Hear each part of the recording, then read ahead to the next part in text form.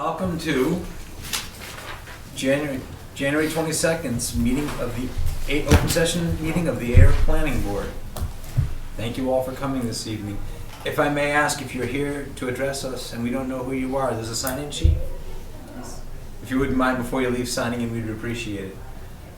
Thank you very much. Let's start off with the agenda. Motion to approve the agenda, please. So moved. Seconded. Thank you. Any discussion on this evening's agenda? Additions, deletions? No. All in favor of the agenda as presented? Aye. Opposed? Fantastic. We've got a huge amount of stuff to do. I probably should have said this a minute ago. Let's do the minutes. Can I take a motion to approve December 12th minutes? Please. So moved. Have a motion? Second? Seconded. Thank you. Any discussion, comments, additions, subtractions, edits? No? Fantastic. Motion to accept the minutes, please. You had that. Thank you. Cool. All in favor? Aye. Opposed? Fantastic. Today is the 22nd. Would you please hand that to Heather? Of course. Thank you very much. Fantastic. Welcome, Joanne and George from the Conservation Commission. Are you ready for us? You ready for us? So, Joanne and George are here, the Ayer Conservation Commission, and to discuss the open space residential design process draft conservation analysis. Yes, we are. And we brought illustrations.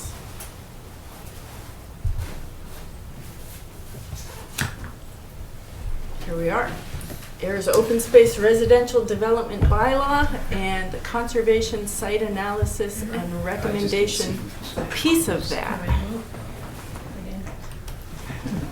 Joanne, can I just ask you a question? Yes. How would you like to do questions as you do this? Would you like- Oh, as they come up. Okay, good. Yep, yeah, as they come up. We know you're busy and we will be brief.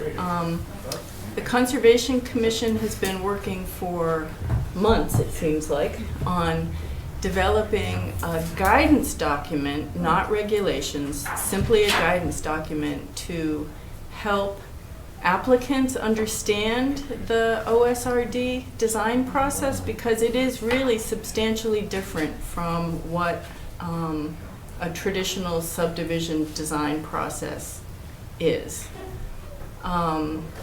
The part of the process that the Conservation Commission is concerned with, we're calling the conservation site analysis, and then the conservation recommendation that comes from the Conservation Commission and is handed off to the Planning Board, who makes the final decision about which parts of a parcel are going to be included in the open space of an OSRD.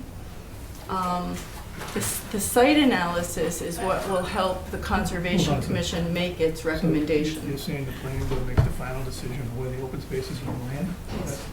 Yes. Correct, yes. That's the way it's written in the bylaw itself. But so far, there's been no guidance as to how that will occur. And so the Conservation Commission is working on that piece. Yeah. So since the recommendation comes from the Conservation Commission, we felt we really needed to lay out a process by which we could make an informed recommendation to the Planning Board. So in the document, the guidance document that you've seen probably multiple copies of with multiple sets of comments upon, there is a list of 13, 15, 17 items that we would like to see on our conservation site analysis. And you've got the list, so I don't need to go through the list. Once the Conservation Commission makes a decision, and we have 2 projects pending right now that we're in the process of looking at site analysis documents that have been given to us. we really are hoping that this guidance document will help applicants actually understand the process. We set up the site analysis. We make a recommendation of open space to be left aside. The engineer for the project, we recommend, then locate house sites and lay out roads to connect the houses, which is really a complete flip from the way many engineers approach this project. This is an example that's in our document of what a conservation analysis would be considering: scenic views into the property, views out of the property, existing trees, slopes, wetland resources, a description of wildlife habitat, wildlife corridors. As I say, the list is in your document. From this analysis, then the recommendations for open space are made, leaving behind the property that can be considered for house sites. And this is the result of that process brought to bear on this piece of land. We've got smaller than required by zoning house lots, a lot of open space, trails, high quality open space. It's contiguous. It takes advantage of, in this case, views in and views out.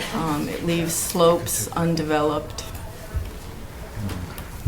And this is just one more example. This is a traditional subdivision layout of this fictitious piece of property. And this is the same piece of property designed with the open space residential development process. There's one more property. Well, it's supposed to be the same, 17 lots, 17 lots. So high quality open space, the same density that the developer would have been allowed under the conventional subdivision design, and all really based on this idea of the conservation site analysis as a way to identify the highest quality conservation land on a parcel. Any questions about any of this? No? I had a question. You do. The process of on the first page, you talked about the design process. And number 2, developer shall seek review and acceptance of the conservation site analysis at a public hearing. Is it a formal hearing that's advertised, or did you mean a meeting part of a? Well, regular meetings? We were thinking hearing just because we want to have it as open as possible and make sure that the stakeholders are notified. Okay, so it will require about a notification, advertising, just like a regular formal. That was our thought. That would be your regulation, so until we have our own bylaw anyway. If I may interject to Ken's question a little bit, I'm looking into that aspect of it too. We'll work out the fine details of the process, and how this meshes with the subdivision process will be a key element in the sequence of events. So Indeed. the exact sequence of events and the timelines have not been definitively decided upon yet, but this is a large step towards getting that document prepared. Yeah, we circulated the draft of our document to some engineers in the area, just to get comments from the practitioners, and we received back one set of comments from an engineering company. So Which engineers did you send it to? GPR, We got two hands raised in the room behind Steve us. Clay, John Boardman, you know, Blower engineering, something like that. the ones we see coming through a lot. It was really just as a courtesy. Okay. What about So, the source from the southeastern Wisconsin references and stuff? So well, you know, if we have time, we'll take some better pictures. This was their planning commission's document that we heavily edited and asked for permission from them to use. Doesn't always make sense to reinvent the wheel. If somebody's got a really good document out there and they will let you make use of it, we find that really, really helpful. So George is going to talk to you a little bit about what form our recommendation may take. Nice work. Can you go back to that first picture?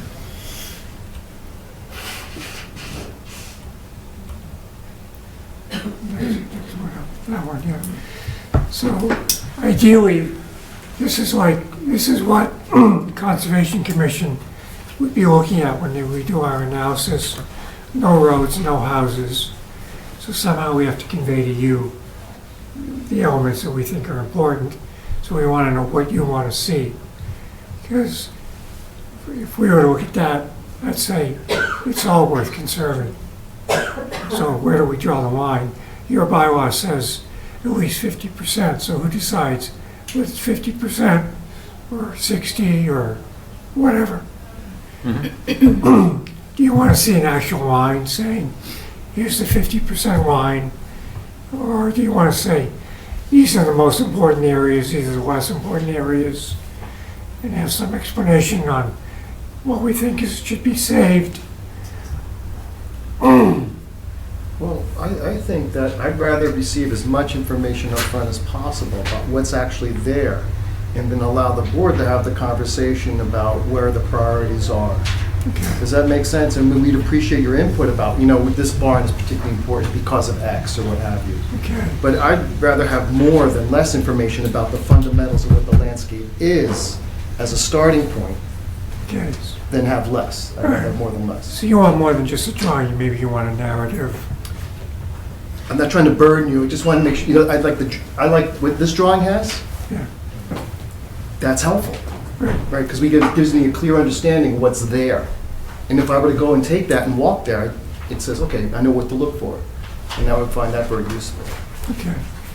All right. Part of our process always includes a site walk, and we were out there hour and a half Yeah. Yeah. with like that. the with the wetland scientist and an engineer on the Littleton Road proposal. So we're very thorough. Yeah, and what's interesting, you've used the word important. I see the word valuable. And depending on your approach to the process, some people see value as parking lots, and some people see value as open space. So I think it's important up front to agree on the language and make sure we're all talking in the same way. When you say important, I imagine it's important. How would you define that? Not to put you on the spot. Having high conservation value. Thank you. Okay, just so we're all on the same page. I'm assuming we're all on the same page, but that's exactly it. Right. Because I do deal with people all the time who think that the important thing is where to put the cars. We are the Conservation Commission after I know, all. I'm Yes. just making sure, Joanne. I think the fact that we start the name of the regulation with the first two words being open space residential development puts the importance on the first two words, I agree.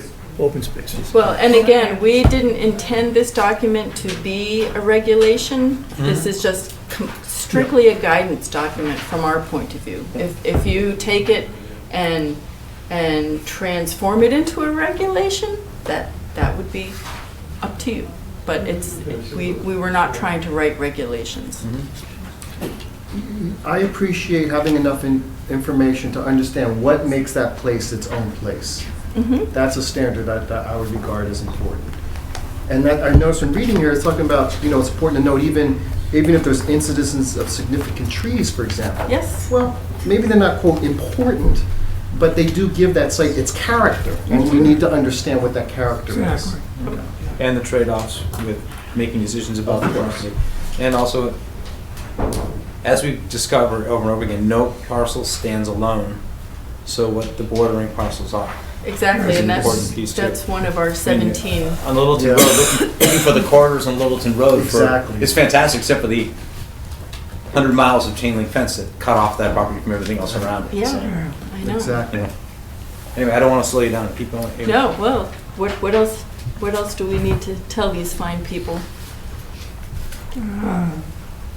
That's about it. I mean, if you're the Littleton Road property, for example, we spend most of our time looking at the forest and the wetlands, and there's a great deal of lawn space on there, which is, I think is low value. But then again, it could be allowed to revert to meadow, that would have higher value. Mhm. Yeah. Exactly. And exactly. What's the next steps for this? Well, we have before us a proposal for Mm-hmm. Littleton Road, and we understand Why that do you say you, Littleton Road? Isn't it off of Shaker Road we're talking about? No, we're No. we're talking about. It's the 52, 54, Oh, 62. that one that- yeah. Okay, that- One okay, from sorry. last- Sorry. we understand that you are expecting a recommendation from the Conservation Commission on that project. Thanks. So that's our next step, I guess. We've received a conservation analysis Yeah. on that property from the wetland scientists That's the one from Oxbow? from Oxbow. Yeah, we've all seen that, okay, great. Yep. Yeah, we received that also in the original Yep. package, okay, great. So the commission meets on Thursday evening, and So hopefully we'll have finished our analysis by then. Great. And let us, we meet Tuesdays in the 2 weeks, but let us know if there's, you work with Mark to make sure right. that it's up, And as far as the guidance document goes, we've put all our efforts into that, so. Thank It you. looks really good. No, it's pretty good. And I did miscount. My glance counting was wrong. I wanted to make, while you're sitting here, George, I'm gonna put you on the spot. We do site walks, you guys do site walks. I've been on both, as you all know. For me, it's a date on Sundays, some mornings. But I would hope that the Conservation Commission might be open to maybe 1 or 2 site walks with the planning board at the same time. Because what you guys walk for and what we walk for are sometimes at polar opposites. And it's important I find it fascinating from both sides. So Well, I put that out to you, and maybe we can, I'm not sure if we'll be able to do it, but let's see if we can't coordinate it through the office, Joanne and Mark, if it's okay with you. Sure, that's Oh. fine. Yeah. Yeah, if you guys do work day site walks, I'm here, and Yeah. We do our Saturday walks. I know you, well, I'm gonna do the walk once, but I'm not opposed to doing Saturday walks when we're around. They work well, and, we picked the work day for a couple of reasons earlier, but that would work for us. Yeah. I'm not gonna let that stop us, because I think it'd be valuable, at least the first time through. oh, well, So it's, yeah, Yeah, that'd be Yep. great. yep, I have a quick question. We were given 2 versions of the subdivision design process document. I was wondering, was called original, and the other one was called 1719 changes accepted. Yeah. And I was wondering if there's any noticeable differences between the 2 that we should know. Yeah, the second one, the 11719, changes accepted, was, I wanted to edit it a little bit to put more attention on the actual process. Okay. Timeline of things, not so much the substance of what they're recommending for conservation areas, which I think is a good analysis.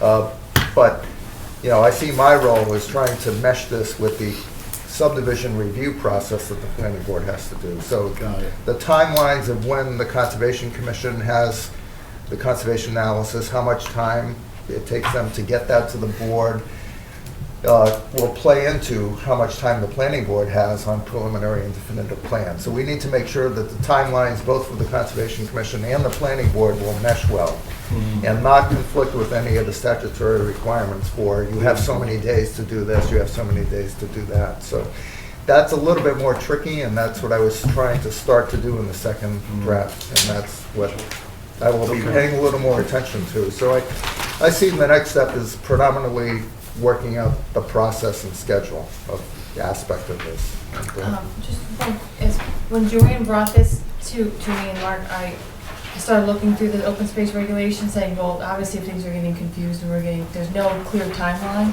in that says when the analysis needs to be done. And when you read it, it's part of the hearing, which makes me read it as a lame person to, oh, definitive is a public hearing. Preliminary is not. Oh, well, we want this way before then, and it would be helpful for the engineers as well to have the analysis done before they even come from preliminary. Yes. So I'm working on drafting a, to go along with this, a guideline for how the open space works. Like first, this is what needs to happen, and move on. And once this gets accepted, if it does by the Conservation Commission, depending on how the planning board would like to see it, I'm gonna try to finalize that. So unfortunately, I can't redo the applications. I hesitate to do that until the regulations are redone. But once this is done, I can finalize that and have those two be part of, like, hey, it's not ironed out in the regulations, it's kind of there's no timeline in there, but here's what we recommend you to do to make it easier for both boards. And I'll bring that to you guys at probably the next meeting or two. That'd be great. And that should make it easier for both boards altogether and the applicants coming in to know that the analysis really should be done prior to the preliminary, just to make it easier for their overall drawings in the first place. 'Cause we recommend, if the Conservation Commission recommends open space that doesn't meet their plans, well, then they're just void at that point. And then Exactly. we're looking at plans that nobody is recommending in the first place. So Right, part of theirs, we're working on that. having a plan that looks a lot like this, as George said, with no roads and no houses on it, is really the best way to make the conservation set-aside decision. Because the Littleton Road analysis did have the roads and lots on it, which I think biases our judgment. Absolutely. Right. And Littleton Road will be a good example of an actual referral from the Conservation Commission to the Planning Board. Yep. And by looking at that and trying to see how that will inform the definitive plan, that will give us a little bit of feedback as if we have to tweak the conservation analysis document itself. And, so Yeah. this is a good first example, a relatively small subdivision It is a good, to get us started. and we're going to have to keep an eye on the fact that we've got to keep the process moving forward. Yes. We cannot put, I'm sorry, excuse me, Frank, yeah. Two hands went up behind me, behind You you. go first. You go first. Mark, Alan? Thank you, Mr. Chairman. Just very quickly, Alan Menoy, Director of Community Economic Development. John, could you just click to the image where it actually showed the lot layout with the conservation? This one or the other one? The next one, actually? Yeah, see these two? Okay. Just a quick observation. This is all, by the way, great direction. One component I just want the planning board to be mindful of, if you're going to start moving, to doing conservation subdivisions, when you do that, you start having a more what's called a compact development pattern, okay? And that's good because that's traditional New England development patterns. But if you're going to, what's going to make the one piece of this component that you have to key in on is the land's right, conservation, all that right, roads, but you're going to need to embrace traditional neighborhood design practices to make that lifestyle product, that residential lifestyle product that everybody's going to want and sell, The one on the right. livable and desirable. When you start having a compact development pattern like that, houses, closer together and all, if it's still a conventional lot front, meaning, well, the front of my house is a big front end loaded, garage, and I have a big double driveway. When you put that many things close together, and if the frontage isn't right, it just becomes a god-awful auto parking all packed together. The product won't sell. So you need to also weave into this traditional neighborhood design practices, and we've talked a little bit about the Littleton Road thing. So I just say that, and it's as simple as Googling traditional neighborhood design, and you can spend endless hours. Not Vinyl villages on corporate linear roads with single arterials, like we're currently seeing everywhere? But that is the other thank component you. to make the product, livable product, a good, high, and a sellable product that the developer wants to sell. You know, so, thank you. Thank you. And interestingly, there's been a lot of research that actually quantifies the value of high-quality open space to this type of a product. Yeah, if you have both, you're talking a high-value product, Yeah. and people will just knock the doors down to buy and live in. Thank you. Another hand go up in the back of the room. I just was hoping that we could get some kind of things that Mark and, Could you identify I'm yourself? sorry, Bruce Ringwald, GPR. Thanks. Some guidelines that Mark and Heather were talking about, timeframes. You know, the LR project was submitted back some time ago. We're well into the 7-month timeframe. We're starting on definitive plans. We haven't gotten anything from the Conservation Commission yet. Reality, it comes from the board. The way the bylaw is written, you know, we submit to the planning board, the planning board goes to the Conservation Commission gives recommendations back to the planning board, it comes back to us. There needs to be some time frames set up here, and it's great that you're setting something up for the future, but we're in it. Thank you. And there's nothing there right now, and you know, we're, you know, the cart is way ahead of the horse. Because I think you and I said the same thing. I think you and I just accomplished saying the same thing. As I said, I'm conscientious of the timelines also. Right, and Thank that you. is in process, naturally. And the other thing I want to put out there, the bylaw does not speak anything about having hearings with the Conservation Commission. That's another advertising, that's another thing, that's another thing all around. I can see a public meeting of them, but having a hearing in there is a whole another piece. Yep. Was a response to your request for comments include any of that information when you all sent out stuff? Yes. Okay. Thanks. Yep, and I can get you a copy of that. Great. Thank you Yeah. very much. With that being said, are you guys done? Happy? Thank you very much. Thanks for Appreciate you having coming. us. Thanks for all the Close work. that out, I have. That's yours. Okay. Next on our list is a preliminary subdivision review for Shaker Road, 23 lots. And I'm going to butcher this. Is it Aho Development? Correct, yeah. Thank you. I got it right. All right, I'm just going to pull mine out. Oh, okay, right. Shall we have a motion? We have to open this hearing. No, but- it's not a hearing. Oh, okay, good, thank you. You're welcome. That's why you get paid the big bucks. Someday, maybe. I put in a good word, Heather, I put in a good word every chance I get. At least the town's paying. Listen, you know what? All these people down there. You get twice what I get. Every You get more than me, kid. Every time I get close to big bucks, I end up leaving the town and starting ground zero. We got more people making $125,000. I'm sorry, I don't want to hear that. That's right. You gotta be 6 feet tall, I man. know, I need to.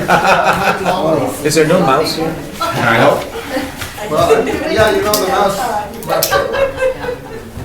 I'm sitting next to you at the table, I can go up there and touch It's the nice to screen think for you you if you'd can like. find humor Here here, we go, I too. think. I'm just trying to get this I'll take that. Just taking a second to, all right, come on, there we go. There we go. I recognize that. Okay.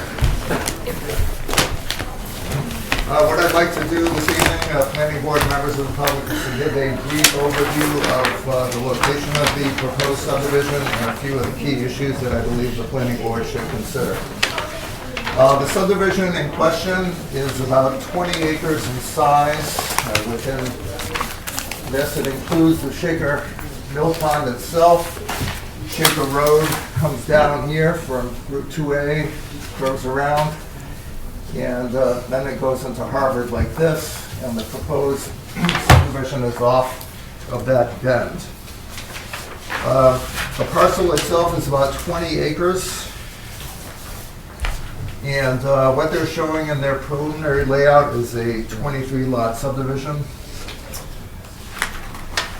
Some of the key issues that the planning board should consider in this plan are 2 waiver requests. The first is for a reduced right-of-way width according to section 5A 2A of the subdivision regulations, which states that the right-of-way width has been reduced from 50 feet in width to 40 feet with a pavement width of 20 feet.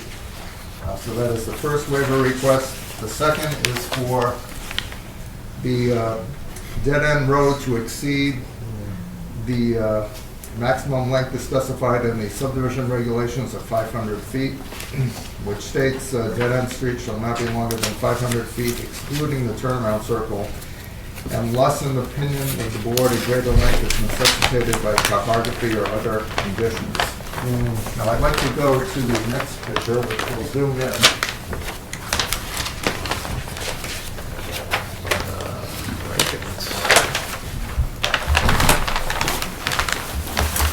Oh, perfect.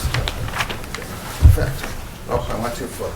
Not getting vertigo. This thing is finicky. Looks all white to me now. Not bad. Snowed. It snowed. Okay. No, Sorry. we had ice, not snow. Yeah, that's true. That was All right, true. zooming in a little bit, we see the site in its existing condition right now. There's a dirt road that extends from the 45-degree angle turn. It runs all the way to the Shaker Hill Golf Course property. This part of it is an Ayer. This is the maintenance building. Currently, there is an access easement over this dirt road for workers who work at the Shaker Hills Golf Course.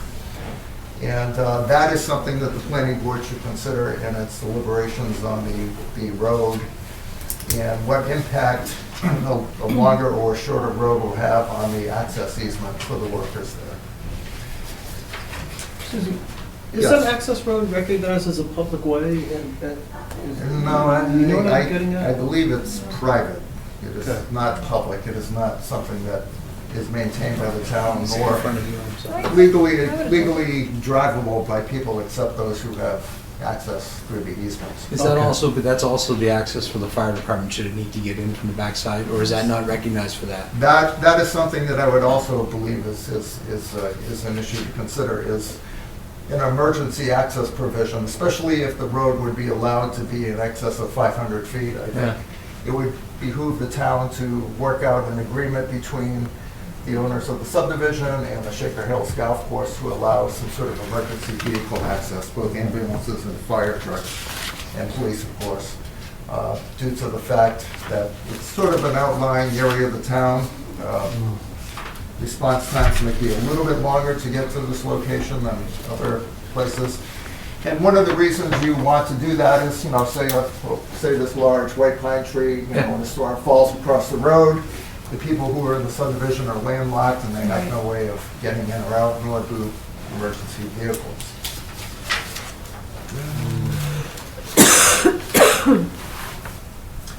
And also the issue, one of the issues, again, is Joanne and George were talking about, is the conservation analysis that was prepared by Oxbow for this property. There is one right now. Conservation Commission has not yet issued their recommendations on the conservation analysis, but that is something that would be forthcoming in time for any planning board consideration of a definitive plan. And because we have new planning board members and the general public, a preliminary plan is advisory in nature. It does not bind either the planning board or the applicant to what the planning board's decision on the plan would be. Though if the planning board denies waivers, so that would be a strong indication that they would not support those in a definitive plan. So just making sure I didn't miss anything.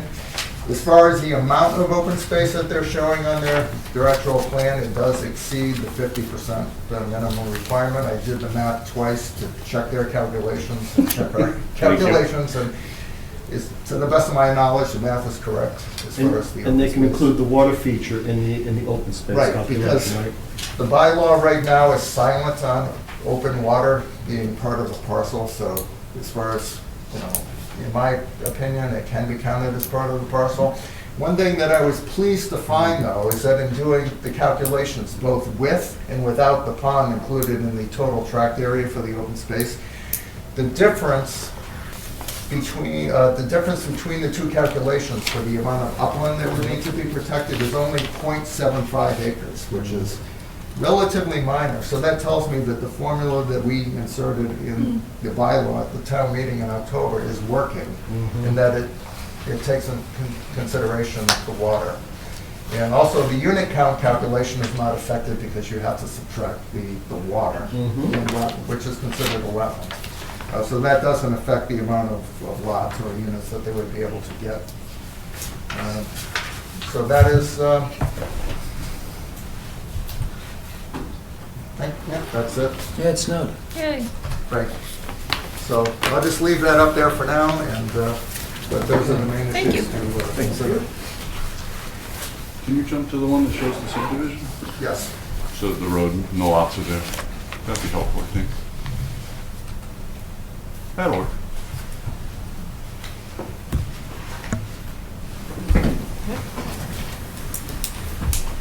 Thank you, Mark. Next. Good evening. My name's John Boardman. I'm a civil engineer with Places Associates in Littleton, Mass. Here representing Aho Development for the project. Also here with me this evening is Joel Aho, one of the property owners. Dan Aho was unavailable to make it tonight, so there's just one of them. That's a good picture. I like it because it really gives you an idea of the neighborhood and what else is out there in terms of lot sizes, locations, development, what's going on in the neighborhood. This site is zoned A2 residential, which is 12,000 square foot lots under standard zoning with 100 feet of frontage. What we're showing on that plan are lots that are roughly 80 by 80. And if you go through the unit count based on your OSRD bylaw, you take the total area and you remove land areas with slopes over 20%, you remove wetlands, and you come up with a net acreage. And that's all shown on the cover sheet of our plans that under your calculations, there's 33 units allowed out there. My client had a particular house they were looking to build and a particular feel and look for the subdivision. And they decided that the feel and the look of it was much more important than the overall number, and we're only proposing 23 out of the 33. In terms of open space, again, you've got a series of calculations dictated in your bylaw, basically 50% of the project. So the open space required on this one is just under 10 acres, and we're actually providing in excess of 14. So in theory, that actually would create bonus units under your bylaw. So that 33 number could go up from there. Actually, many of the lots are actually facing south. So under your bylaw, again, there would be bonus units potentially for solar allowances. So there's a lot of things going on here. And then the last calculation, which I'm not going to go through because it makes my head hurt, is the wetlands steep slope open space calculation requirement. But that's all documented on the cover sheet that shows that we need, what do we need? 3.65 acres of open space that's not wetlands or a steep slope, and we've got 3.67. So that's probably the only thing that we're close to in terms of meeting the limits on what we're allowed to do on here. We've got substantially less units than we're allowed, and we've got more open space that's been required. The steep slopes and the wetlands are what keeps this one in check, I guess, is how you look at that. I'd like to go through the subdivision just briefly, as this is a preliminary. I do have a couple of handouts, but it's the same things that you've seen on the screen. If you'd like them in front of you, I'm a little bit old school, so paper helps. What I do like about this is, I think this is a 2011 aerial photo. That one on the cover shows that a pretty good portion of the site has been logged in the past, graded in the past, material pushed around. A lot of it is not pristine and virgin, and I think you guys saw that while you're out on site. There's material piles out there, dumpsters. You've got landscape contractors that have been in and out of there over the years. So that front cover that I gave you shows that pretty well. As Mark alluded to, there is a right-of-way easement that crosses the property that grants the golf course the right to pass and repass. They maintain that. That's how they get their workers and or some of their deliveries in the back door. I think actually one of you referred to it as the back door to the golf course when we were setting up our sidewalk. So, and that's exactly what it is.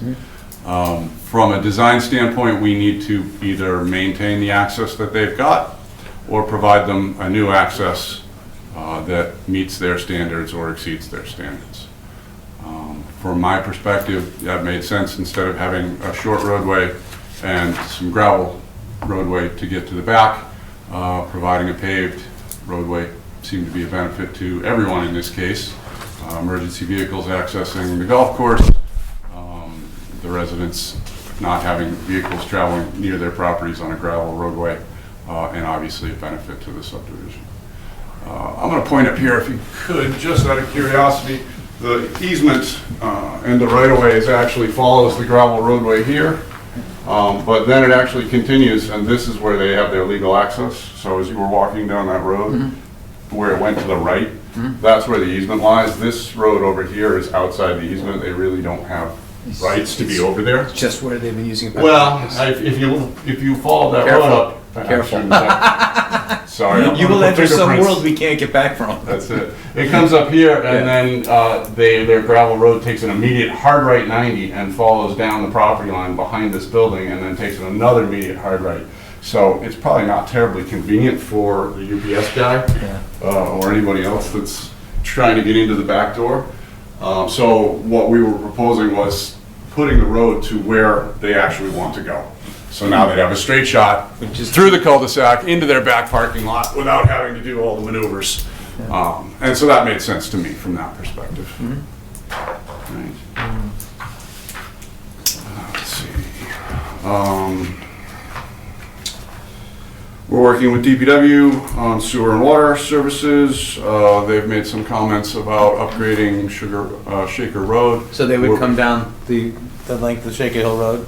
Well, I'm just curious, I don't know, is there anything in this currently the paper street there? Is there currently an easement in there for sewer? That is an unconstructed public right-of-way. That's Snake Hill Road. Yeah, but there's nothing underneath there. There's nothing underneath there, no. The proposal shows sewer and water going under the culvert. I'll point again for you. Over to the Madigan property. Just basically following the 90. Yeah, cutting the corner and then coming up Shaker, and there's a gravity manhole up there for sewer. The word I'm getting is that there are other developments in the pipeline in this neighborhood. I think some of them you've seen, some of them you haven't. Yeah. And the DPW engineering has asked that we all probably sit down and come up with a coordinated effort to solve sewer and water out there that is not piecemeal. Some sort of force main that's going to get you all the way out there and not be a Right, but not have 3 force mains for 3 different projects. Yeah, well, why fix the street 3 times? Exactly. Exactly. So that's an ongoing process. Again, we're in the preliminary phase on that. So there's a number of options that can happen. Something will happen. Exactly what it is may change between now and the end. Okay. I heard you guys talking a lot about conservation. We did meet with Joanne and Mark early on in the project.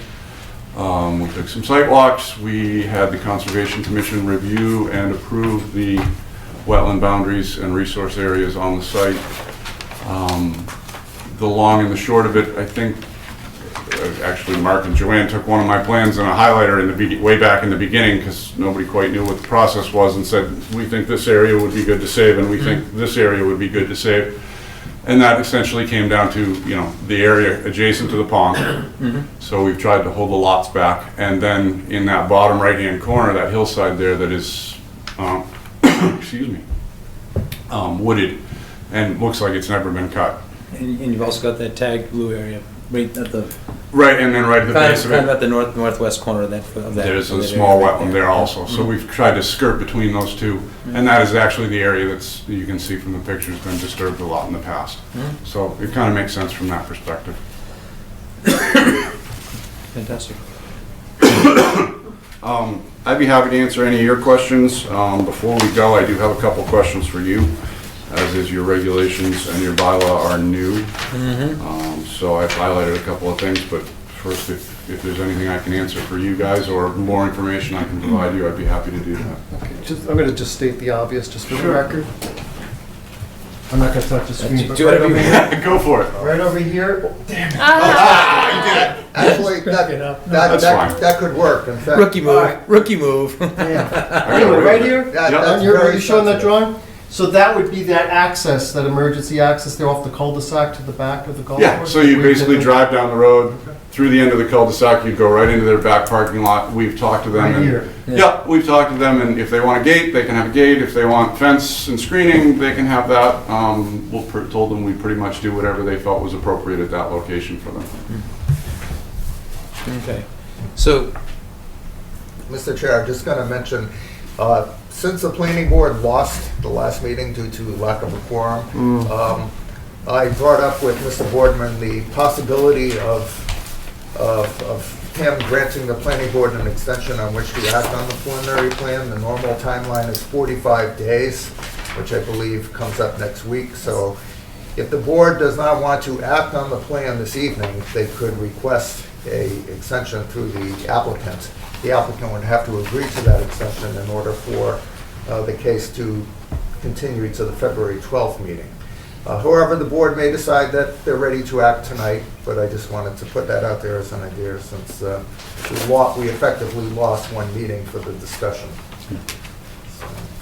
we're going to do our best not to do that again. And I apologize again for that happening. I'm sorry. It's okay. That's the way the world works. So, questions from the board? Yeah, just before we get into the big thing about the length of the dead-end street, just quickly about the right-of-way width, could you just explain why moving it from 50 to 40?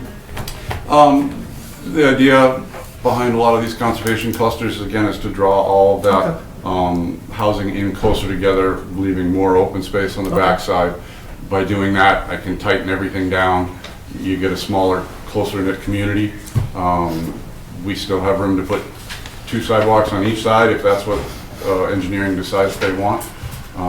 We like to reduce the pavement width, less impervious, less runoff.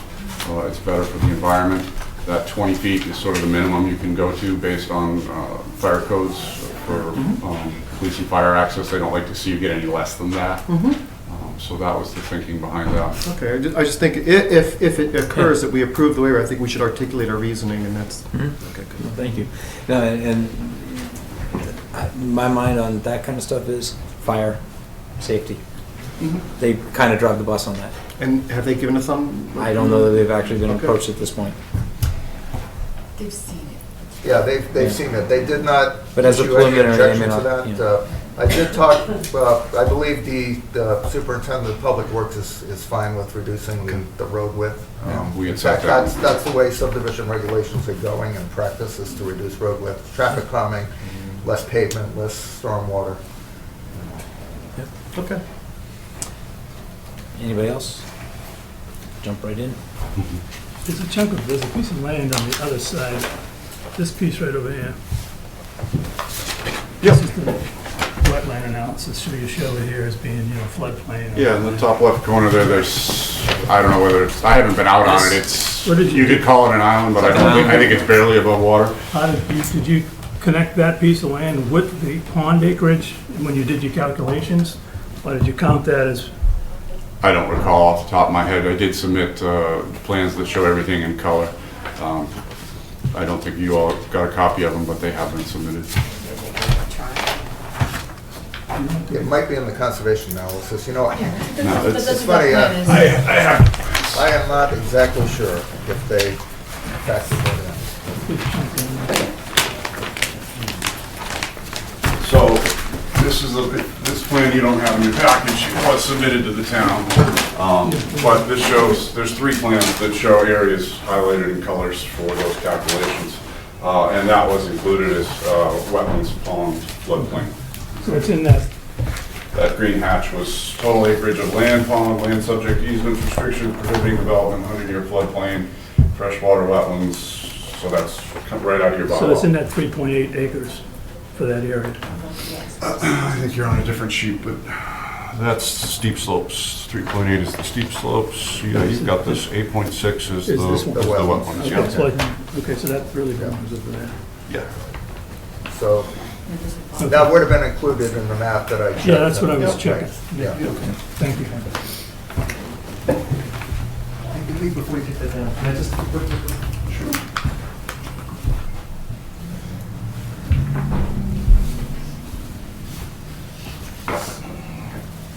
So, the other waiver that you're asking for is a waiver on the length of the road. Yep. And one of the things that,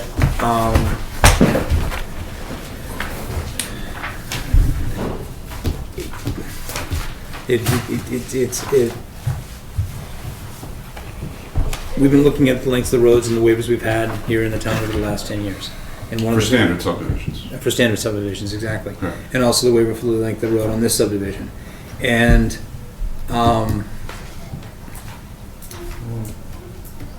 I don't want to speak for the board, but I think, actually, Mark actually spoke to you about this.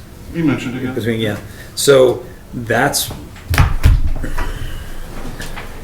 I'm not often lost for words, but I think, so you want, basically you're asking us to take our recommended dead end road is 500 feet. And you're asking for 1,026 feet. And the question, I guess, is, what are the implications of going to a 500-foot road? I think you'd have a very different character of a development. Probably denser, different looking units. You probably end up with common driveways, shared driveways, and/or some kind of other access extending to the usable portions beyond where the 500-foot would end. So it would have a very different look and feel. Yeah, 'cause that's this is what I think the client was interested in seeing. It appears kind of a standard subdivision. You've got standard front-facing houses. They're close together. It's a unit that he builds. Typically, it's actually one of the units that are on the 8 lots out front on 2A. If you do that, you can end up with something more like maybe the Devon's project, where you've seen very narrow houses close together, that sort of a thing. So again, the length of the road doesn't dictate the number of units in this case. The unit count is based on the math. I don't need frontage. There's no frontage requirement. So the length of the road is kind of irrelevant to the size of the project. It just changes the flavor and how.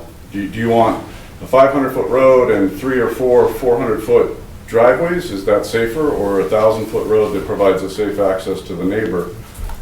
In my mind, makes more sense. Thank you. Just one. This is the thing that's, of all the things that we're going to discuss this evening, this is the one I've been, deleting off.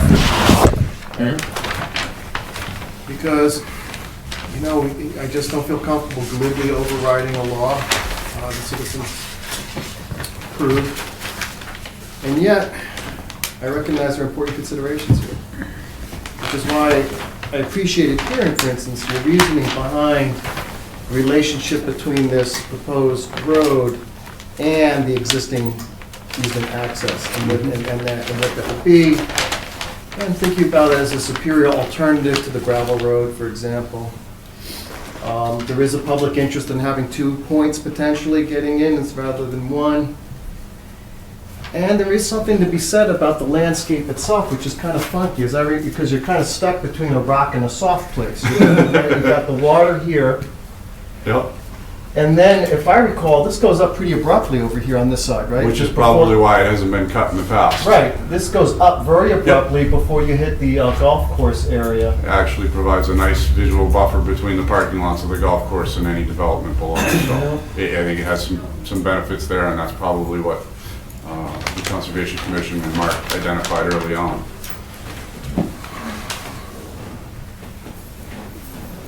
Other comments on the board? So, Thank you, John. I'm not going to be in favor of waiving the 500-foot distance. And there's a number of reasons for that for me, and that is the whole part of the site that backs up against that maintenance building in the rear there, and the houses that are back in there. I'm getting into something about compatibility. So we're talking about a residential neighborhood basically backing up against what's obviously commercial use next to it.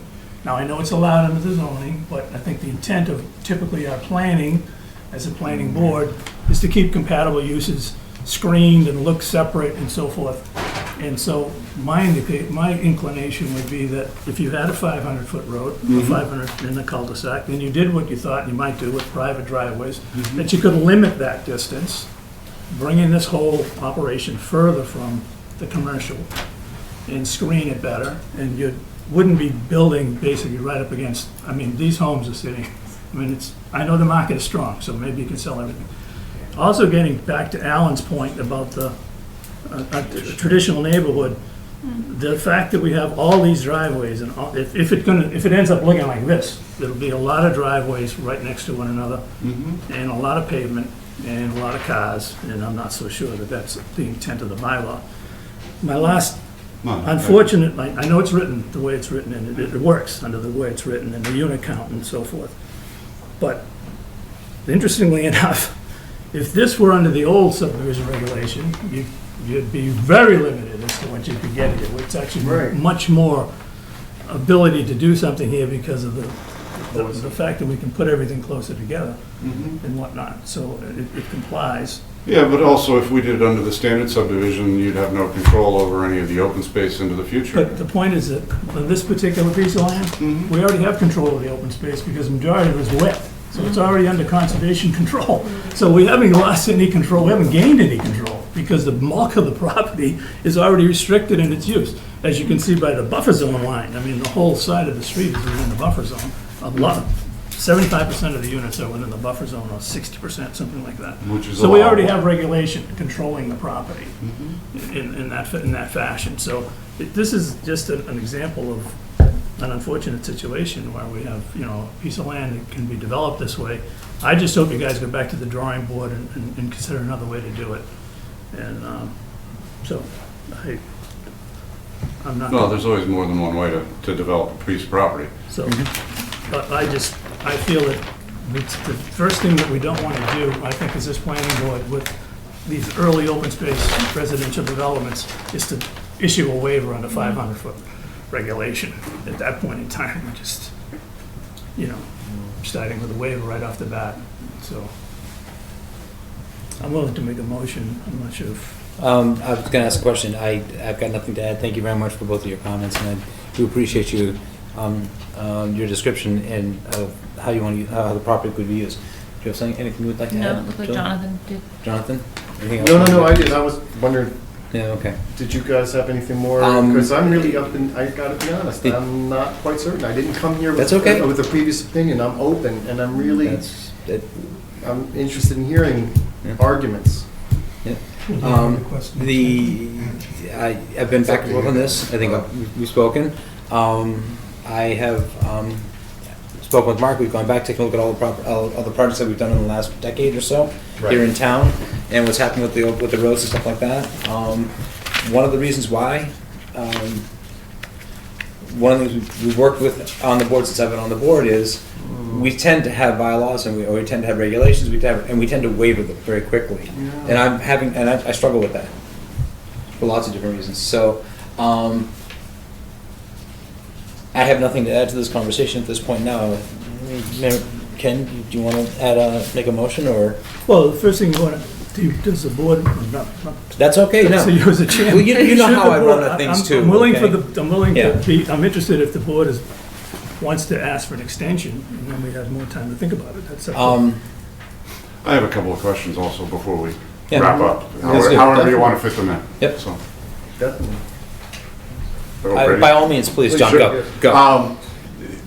Irrelevant to the 500,000, assuming this project moves forward as a cluster with an open space, how does the board envision the open space in terms of ownership, use, that sort of thing? Would it be a situation where the town would want ownership of open space, or the developer maintaining open space with a CR? Would there be interest in public access? These are important questions These are moving good forward. questions, exactly. I don't know that the board is actually in a position where we can make the decision on behalf of the town for this. I don't think I was looking for a decision. I guess I was looking more almost as a straw poll, or what you've been developing this bylaw for the last couple of years. I would hope that in the back of your mind you have a vision as to how this will turn out at the end of the day. There's been that. There's also there's been efforts here in the town through community preservation and other groups to actually be able to be more active in answering questions like that, John. And we have actually lots here in town that I know have come up multiple times, and that hasn't been no movement has taken place at all on those. So it may end up on that list. I can't give you any more information than that right now. Okay. Other questions you may have? Yeah, it's, sometimes I find reading one bylaw and trying to compare it to other sections of zoning gets a little complicated. 10.16, permitted housing types, allowable residential units may be developed as single-family, two-family, multifamily dwellings, provided that the applicable special permit or site plan review requirements for land use district are satisfied. I'm not sure what I can put on here. It's unclear to me the way that's Mark, you open written. up the table? Okay, I'm looking at it. Yeah. I actually forgot my copy with me. Oh, I have the table, but I'm not sure that it even refers to the table. It's talking land use districts, not zoning districts. Yeah. And at first it says it's allowable as long as you, special permit review requirements. That's, whatever would Is apply. is the intent there that the underlying zoning applies? Is that somehow you would? In terms of housing types, this sounds like, yeah, what this is saying is that the I underlying. know what it sounds like. I want to know what it means. Yeah, it means that the underlying zoning applies in terms of whether you need a special permit or site plan to do multifamily, say. So as you said in the beginning, But- this is A2, which is single and, Right. single and two Can do. Right. units dwelling. Yeah. Single duplex dwellings Right. on this, exactly. Yeah. It just wasn't very clear in the I know, language yeah. there. It's getting agree with better, you, John. It's not the It's clearest getting a lot section. better than it used to. Yeah. So- Basically, applicable to multi-family. Other Right, questions? Yes. Yeah, I'll throw the last one out there, hand grenade. This talks about shared driveways. 10.17B setbacks, there shall be no numerical requirements for road frontage, provided each lot has legally and practical adequate vehicle access to the street across its own frontage or via a shared driveway approved by the planning board. What's a shared driveway? That's up to 3 units or 3 buildings that are served by one driveway. That's a our common current- driveway. This is- Oh, Yeah, in Yeah. our definition, I think it's a single. You only define Right. common driveway in the zoning bylaw, and that's up to 3. yeah. Your driveway bylaw says that you can only have 2, so I'm kind of Well- confused what you're allowed to do. My understanding is we can go up to 3 on a common driveway, and that, you know, the general bylaw that you're referring to, I believe, was amended in last fall, was it not? I That think- was one of the general bylaw amendments? One of the reasons for this paragraph, the way it's written, is because it's a shared driveway approved by the planning board. So it's open to the discussion at the point, as a shared driveway, because we haven't defined it as a shared, with the Well, common. that's my point. If the common driveway seems clearly defined and limited to 3 or 2, depending on which section of the regulation you read, but a shared driveway or an access road or something that is part of the overall site approval, in my mind, could have more than 3 on it. Exactly. So you could, we could do a 500-foot cul-de-sac with a loop driveway that might create a nice, safe access to more than the 3 units, and produce a nice project that meets some of your goals in terms of road length, not requiring the waiver, and meets our goals of a project that is attractive, can be constructed and sold. But again, it's unclear to me. I need some guidance as to whether I'm wasting my time coming back with something showing 8 units on a loop driveway. Okay. Okay. So, go ahead, Mark. Yeah, what I could propose there, I can talk to the superintendent of public works. I will double check the general bylaw against this bylaw, and if He's already need done be, it. He knows it. if need be, we will get legal opinion as to Yeah. the So- shared. Well, One of the problems is that we just changed the bylaw yeah. at the town meeting and changed some of the driveway and curb cut. Well, it sounds to me like you're allowed to approve what you feel is appropriate, Under this and without the limitations. And if that's the case, then we can work to find something Yeah. that makes sense. And a piece I will add to the conversation, this is not a definitive piece in any way, in any way at all. That's why we're in a preliminary subdivision. 3 meetings Yeah. ago, we had the discussion on OSRDs Mhm. and Yep. the ability to use a shared driveway, Mhm. and its intent was to maintain valuable, it would maintain open space Mhm. without the word valuable, and give you access to Oh, okay. Well, dwellings on the property. Mhm. But yeah. That And there's- idea that there's lots Joanne of- was talking about, Yeah. where you start by placing the houses, Yep. and then you put a road and provide access, Mhm. makes perfect sense in this case. The Yeah. road could be the 500, the dwellings are in the usable areas of the site, and then we have shared driveways that reach them irrelevant of the number of units. So we are actually at a point, it's actually, look at it, it's a lot of work or it's a great thing. I hate to say it to you, but in many ways we're gonna be pioneers right now. That's why I'm Okay. asking these And questions. I appreciate you asking the questions because we have seen many, there have been no proposals in town yet, but we have seen many instances where this has worked on parcels. Okay, for whatever reason, the features are on the parcels. So,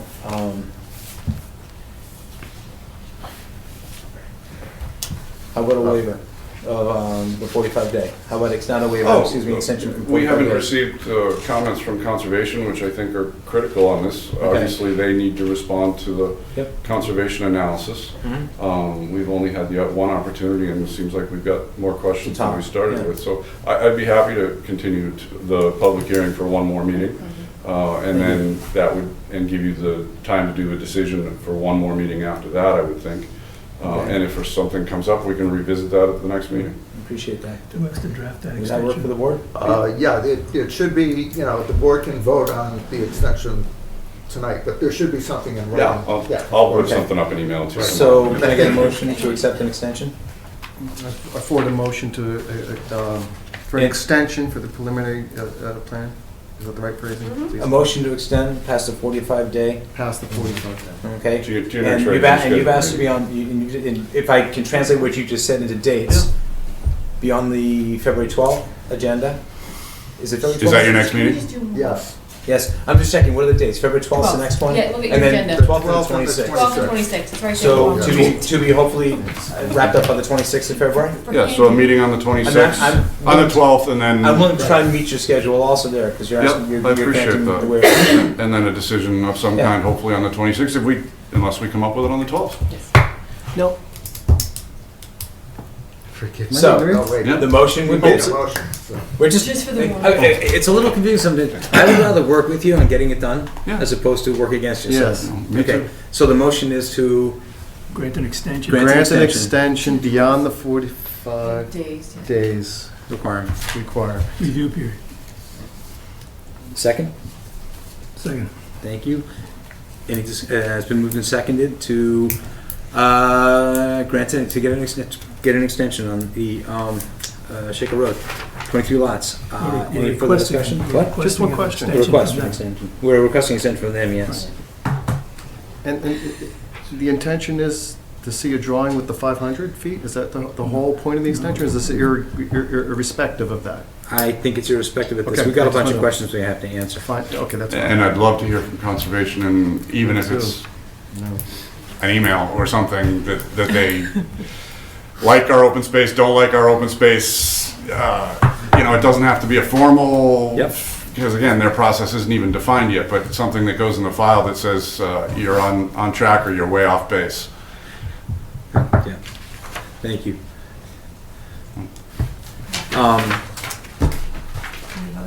All in favor of request the extension? Aye. Opposed? Thank you. Mark, can you work out John and Mark, can you work out the Yeah. details of the Sure. extension? I I'll get you a appreciate it, Written thanks. extension tomorrow. John, thanks a lot for meeting us through the day on the Yeah. property also. Yeah, it was kind of cold, but it worked. We're looking for streamlining, we're trying. I appreciate it. Thank you very much. Good night. Next on our list, site plan review for 20 Westford Road, Atlantic Concrete. Now, this one we have to open, right? No, unfortunately, because of the last meeting being missed, I cannot hold the public hearing for the aquifer district. This is Oh, the only your special site plan. permit. So Okay. there's no public hearing, just a Yeah. public meeting. That will take place on the 12th. Okay. I Okay. have just that At overview. the town's I'll expense, do so something just so you know, after this. that's Yep, $500. I'm Oops. aware of I'll that. put that in there. Things are all right. I am aware of that. Me too.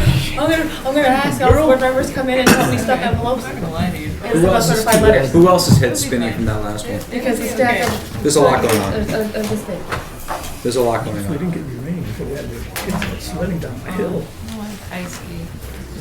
Okay. Might be We're a- gonna use this. Oh, no, please do. And that, We used to play for them. Oh, I'm sorry, I mean, you want the seat? Why don't you take the seat? No, no, Sure? no, I Okay. want to stand. Okay. The property in question for this case is 21 Westward Road. It's in the industrial zoning district. The entire tract or parcel under is 10.25 acres.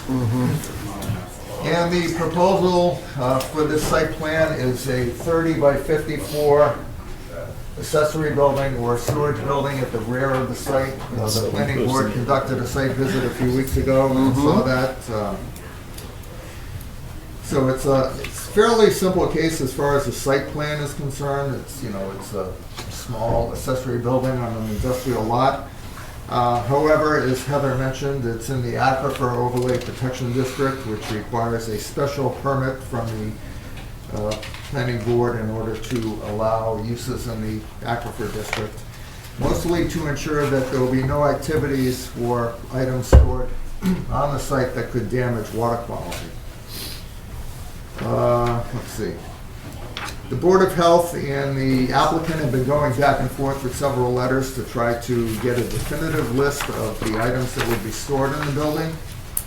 And as of today, we received a letter from North Atlantic Concrete, which was in reply to Bridget Braley of the Neshoba Associated Board of Health request for more detailed information on what would be stored. I believe, I don't know if that made it into each of the packets. Yes, it did. It did, okay. So that list is there. We have not yet heard back from the Board of Health as to their acceptance or agreement to that letter. But I believe that that issue is more pertinent actually to the special permit part of this case, which would be heard at the next meeting. So what is before the board today is essentially the site plan aspect of it, which involves the siting of this building in that location. Were there any waivers? Yeah, you had all this of them. Yeah, there's Oh, yes, that's right. Yes, there's a large list, mostly generated by myself, of items that would not really pertain to such a small accessory structure, and I can read those. Just a quick thing, before we get, Yes. just quickly, remember there were two things that seemed to be open. The one was that you just addressed about the Board of Health. What about the septic systems and leach field issue? Oh, that's, Yes. that's in your packets with a nice But when he map. throws the other slide up, I can show you as well. Oh, okay, so that's been, okay. Yeah. I just wanted to be sure it wasn't neglect, got it. Yeah, we got that the last meeting that we technically didn't have, but I included in your packets for this one. Yeah, so the planning board should vote on the waiver So if request you need, tonight because they're applicable from the site plan regs. The first is the location, dimensions, height, lighting, and other characteristics of all proposed signs. sorry. There will not be any signs associated with Printed out this. everything else. Landscaping plan, description of on-site open space that meets the requirements of section 916. There's no open space being proposed as new open space. Location of all electric, telephone, cable, TV, and other utilities. There are no new utilities being proposed. Traffic flow patterns within the site. Again, not applicable. Traffic impact statement, not applicable. Location and dimensions of any existing or proposed sidewalks on and adjacent to the site, as well as proposed pedestrian and bicycle paths. And I don't believe that would be the case You don't want to be here. walking back in there. So I will take this off and Actually, leave that up for a second, please. pick that up for a second. Okay, because he wants me to put his in there. I actually have that slide in the And yours. Oh, you piece do? he's gonna put in too, Oh, so. okay. Okay to put his in there? Eric, if you have a question on this while it's there, go for it. So this particular sketch you've got up there is the open space sketch, which is fascinating because you've got it highlighted in green, I guess, and squared off. Yeah, So you've got like open so space Kyle- in the middle, you got open space on the top, the sides, all around. yeah, Kyle basically went around the site and took areas that seemed to qualify for open space, and where the proposed storage building is going is an area that is already storage right now. The storage has been shifted and moved so that they could put the building in. Yeah, essentially what they're showing in green is what is impervious, what would allow water to infiltrate by having the vegetation. But No, what's shown in green is what's pervious. It's pervious, yeah. that's what I meant. That's all right. Pervious. We knew you meant the right thing. Yeah, I meant pervious and I said impervious. You got the menu. Okay, now I will take this one out and I'll put his in so we can pull up. Make the show. big is this? It's got one USB port. No, it doesn't. Really? No, it doesn't. It's got 2 or 3. Another one over there. Okay, is this It's a yours? joke. It's, No one's laughing. say okay. That's not mine. Now you gotta Say say okay. okay, Oh, so say we'll get okay. into the new Yes, stuff. that's right. Read the disc, there we go. North Atlantic, you wanna open up? Yeah. I don't know what's in Dave's. I don't want to know what's in Dave's. Yeah, neither do I. I'll let So, you, I'll let you do the. okay, great. I'll let you do the driving. This is yours? Yes, Good. I can drive from all the way over here too, huh? yes. So I feel like a backseat driver. We all need a lesson on this one. I'm still learning that. Speaking of which, is your car back yet? I got it back Friday night. It was so nice to have it back.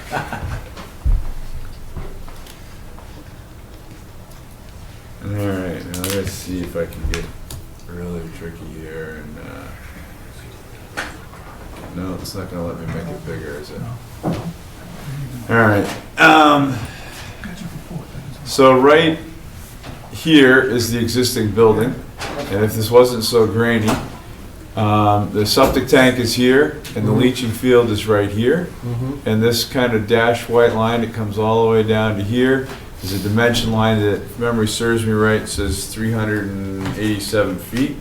But I thought it was 380. I'll look at the plan. So I have another big copy of the plan right here. Confirm that dimension. 378 feet. So that's the distance between the two. The building that's being proposed, I think somebody on the site mentioned it as a glorified Quonset hut, you know, or one of the pole barns type things, and that's pretty much what it is. This is a Butler building, 32 by 56, if memory serves me right, 30 by 54. And it's going to have along each side of the building, along this edge and this edge, the down drain edges, we'll be putting in this stone diaphragm, which is a 2 by 2 stone diaphragm which will catch the roof runoff. The roof runoff is clean water. It's clean water as it falls on the roof. It doesn't have hydrocarbons or anything getting on it because it's not a road surface. And under stormwater management, that water gets to be directly recharged. So by actually putting in this building, we're going to get more recharge than the site's getting right now in that area. So that'll recharge the runoff water from the roof, from the building in that area.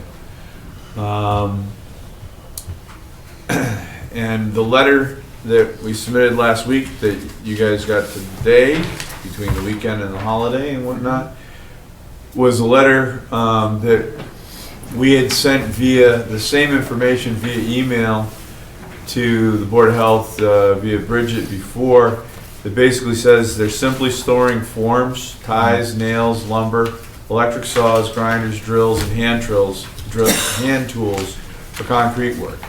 They do not make the concrete. They do not mix the concrete.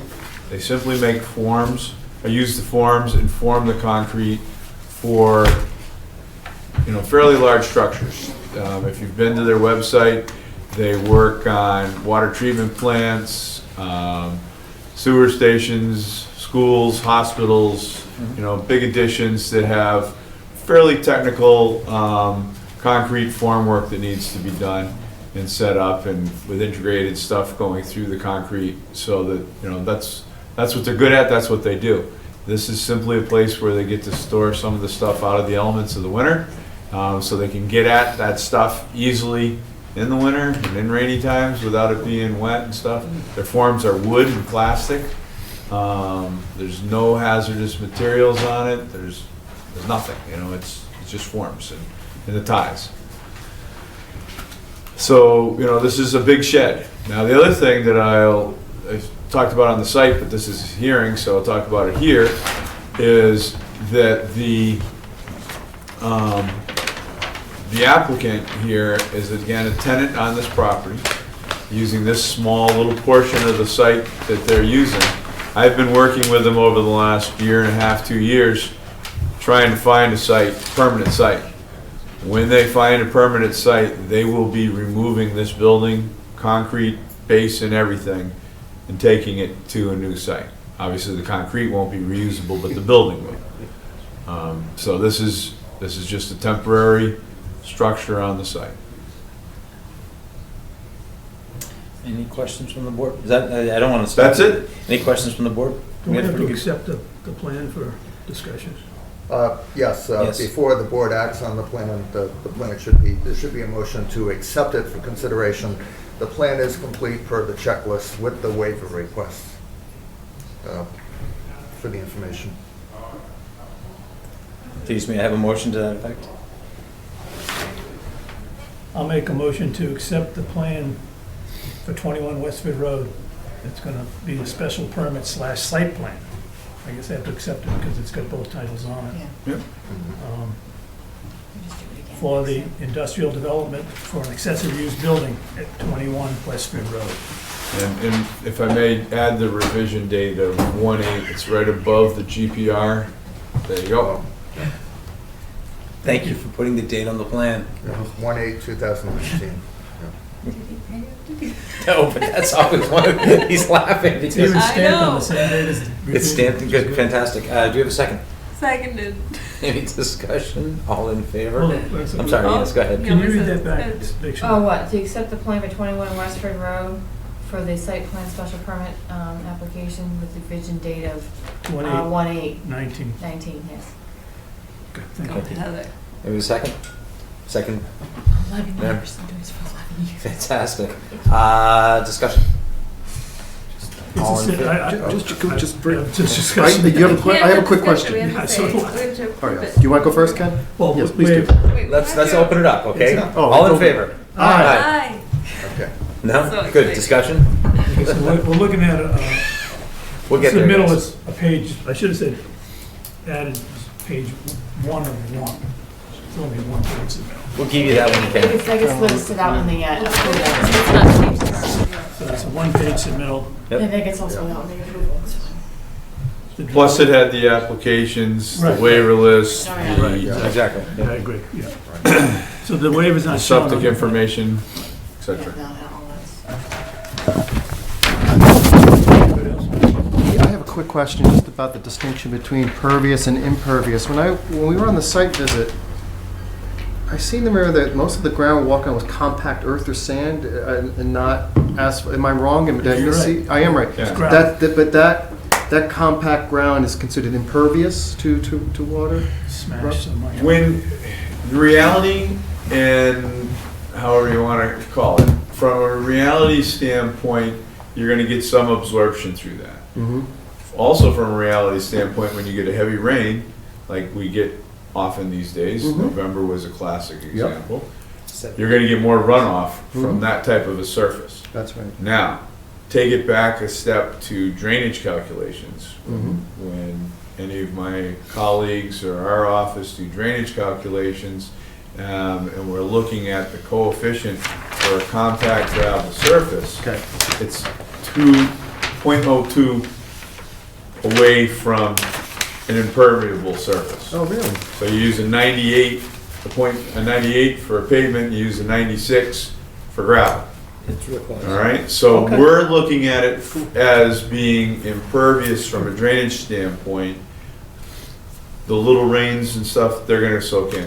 A rain that comes in gradual and then gets steadier, you're gonna get a lot more absorption into it. You get that instant burst out of the sky and it's gonna run off. Yeah, definitely. Okay? Okay, thank you. Yep. Other questions? Just, do you need to comment on anything else? Before the board should act on the waiver request before closing out the discussion tonight, so. Okay. Should we take them up one at a time, or should we take them up No, in you could mass? just, you could even, they're in the staff report, you could just say as read into the record, so I don't have to read them again. So, and I believe, Mark, you're recommending that we grant the waivers for all that were read into the report? Yes. Okay. Any discussion on any of the particular waivers? Because I'll be honest with you, I'm comfortable taking them en masse Me and too. taking Mark's recommendation to them. Yes. Anybody want to make a motion to that, or I'll make the motion to that? Move that we, what? You're the chair. You can do it. So moved. I know, you can, but it's I won't, okay. Julie made the motion. So moved. Do we have a second? Seconded. Okay. Any discussion? Has the applicant reviewed the waivers with Mark? Oh, yeah. Oh, yes. Yeah. We've written a letter They're all requesting consistent it. with the, Good Right. discussion. Yep. All in favor? aye. Aye. Opposed? Your waivers are passed by the board. That's one step. Number one. Okay. Okay. What's our next step, Mark? If the board is ready to act on the site plan aspect of this, I have findings and recommended conditions, which I can read into the record. Would you please? They're in the staff report. Would you please? So my recommended planning board findings are, one, planning board finds that the site plan for 21 Westford Road, North Atlantic Concrete meets the requirements of the Air Site Plan Regulations, Section 3.54. And with the above waivers being granted, the applicable subsections of Section 9, General Regulations of the Air Zoning Bylaw. Section 9 is the section of the bylaw that has all the site plan standards. Then for recommended conditions of approval of the site plan, number one, no items may be stored within the proposed storage building until the planning board grants a special permit for section 8.14C1 of the Air Zoning Bylaw Aquifer Protection Overlay District, and that will take place at the next meeting. Number two, no hazardous material shall be stored, nor cleaning operations involving solvents and other hazardous materials be conducted either within or in the vicinity of the storage building. And that's all I have for this. Okay. Do we have general conditions? Well, yeah, all the general conditions go with all the Yes. site plans, but I'm not reading them. as they're Right. needed, some of them don't actually apply, Right, but it has yes. to do with keeping the site clean and, So I'm gonna ask the toughest question of the evening. construction. We're going to actually, should this go forward and we approve this and accept it, we're doing this for the building, not the site. Because when the building moves, Right, it yes, evaporates. right. Correct. Okay, good. I don't want you to have to You take don't a want building the with you. Applications made out to them and not to the owner of the property? The owner signed the application as well, but the applicant is the one doing this building. Okay. Just want to be clear that when you pick up the building and go, it doesn't have to do the same things wherever it ends up. Right. Seems silly, but these things happen. We've had people in here recently for 20-year-old agreements that have to be cleared up. I understand. Okay. I have to come in for them myself from time to time. Exactly. So, I take a motion. You know I'm terrible at phrasing these motions. You're looking at me and saying, Ken? Practice makes perfect. I know how to write it, so you're good. Right? Julie, you do this one and I'll second it. Yeah, for they you." set me up like this too. They say it and then they say you said it wrong, huh? You need You to just say don't, it you this guys way. just don't go to enough boring meetings in life. No, I Ken, gotta would learn you this, I mind? gotta learn this. Okay. You gonna do it, Jonathan? Go for it. A motion to accept, Approve. to approve. There you go. There you go. Again, the building design, not the site plan, the building design? Well, The site plan. The site plan, Site plan application. As application presented. as presented With the special conditions. with the special conditions that have been read into the record. Yes. Great. Which We'll one get there. on Westford Road? Okay. Do I have a second, Alright, please? Julie, should, oh, Thank you. It's seconded by Mr. Diskin. Gotta have some fun. It's been moved and seconded. Any further discussion? All in favor? Aye. Aye. Thank you very much. Opposed? Abstentions? Thank you. Thank you for your time. Thank Forward you. to seeing you on February 12th, we're for planning hopefully a shorter meeting yet. that party in the shed. Now, how do I Oh, execute the? that's a little bit tricky if I have the mouse. When's your hand gonna be better? Anything on that side? I got down there Friday. That's what- They say I have to have this for 4 weeks. Oh, So I broke the metacarpal right down just above the That's wrist. what the McBarmits did. Now you go around me kind of condition. Yeah, well, I have Not worried about those. that. And You want me to get that the thing? vibration right I now have to is, hit this while close. I'll wait. vibration is I the got harder it. part. But I went skiing, backcountry skiing on Sunday. Which with one is so- it? bottom It's one. the bottom one, We're going, Let me know when I can. just pull. yeah. Oh, I thought You I can thought pull Marty it. said you wanted- Yeah, you can take it. It's safe. It's the My Mondo kids- my board, it kids can pull- handle My it. kids pull out their Switch Yeah. games before they close the software constantly, and yells at them every time. Okay. Hey, Mark, I want to keep moving. Thank you very Yeah, much, Bruce. yeah. Thank you. Next on the agenda is a discussion of the Air Devon's Jurisdiction Dispositions Food Study Committee. I'm going to paraphrase very quickly. The town's putting together a commission for the Air Devon's Jurisdiction Disposition Study. They've requested 2 members of the planning board to be available to join the meetings and participate. Mr. Krantz has said that he has shown some interest in I doing have this. shown interest, yes. I At this point, I've asked Mark when the meetings are going to be. Do we have to determine that today? I asked Carly today, she is not exactly sure if they will be day or nighttime meetings. So Okay. unfortunately, we do not know that yet. So I have flexible days, fortunately. Okay. Yeah. So- I think I had the same conversation. I don't know if anybody else currently sitting at the table is interested in doing this. If not, I am more than happy to do my best to attend the meetings. Nominate our other female. Or Um, no. Sorry. I would prefer not to. Thank you very much. I would like, levity is good. Thank you very Okay. much. But at this point, why don't you, if it's okay with the rest of the board, I'm willing to fill the second seat unless somebody else is dying to go to another meeting for now. You're smiling at me like, Don't you're rush smiling that, at me. Ken. You're smiling at me like the cat who got the culinary. I'm not dying to go to another meeting, but I'd be happy to share the Well, responsibility. can I ask a question? Yeah, sure. Why do we need 2 members of the planning board on That's such? what the setup, that was the That was just the the way it was set 9-member up. committee was set up. Yeah, 2 members exactly. Under I don't know why. statute. So Mark, I appreciate that, I really do, Ken. So Ken Diskin has also offered to share the responsibility. Given, Yeah, does it have to be a set person? Can we like rotate? I don't think it has to be a set person. They We can they report want 2 back to the planning board members, they didn't say, I would think that an alternate I for would the be- thing would be fine. Knowing how committed we all are, I would be Oh, very thanks. open to sharing that role and Right. Okay. saying it's possible. Doing it. okay, you've got 4. So do you, and so. But the answer to your question is, would you please check with the town administrator to find out exactly, town manager, town manager's office to find out exactly what they're looking for? Right. And we have 2 people who are willing to do it, but if it can be a shared role, Right. I'm sure we can work it and make it work. Because we have a great deal of desire to get this thing moving forward. And I think it's Yeah. it's of great interest to everybody at this Absolutely. table. Yeah. Hands It's down. just, as you all know, I have 14 night meetings a month at this point. We're gonna try Yeah, no, I and understand. alter that. Okay, great, And thanks, that was daytime I have quick. flexibility too. Next, we have on the list a discussion, Kevin Horgan, I see him in the room, is gonna talk to us about a change to the zoning bylaws for the solar setback. Are you ready to go, Mr. Horgan? I am, Thanks. Mr. Chairman. Members of the board, thank you for your time this evening. Thank you.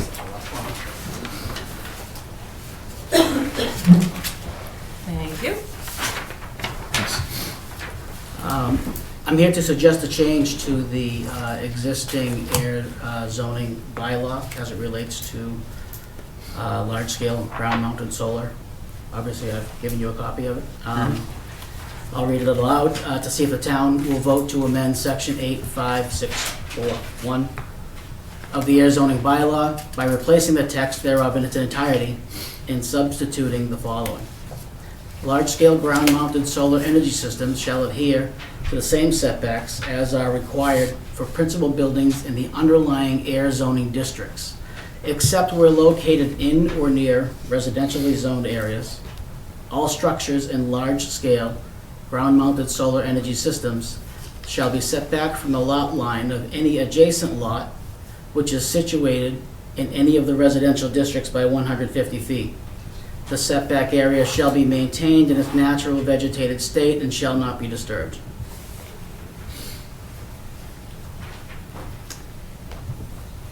Thank you. Do we have any questions or discussion for Mr. Horgan? Yeah, I'm just going to ask the obvious one.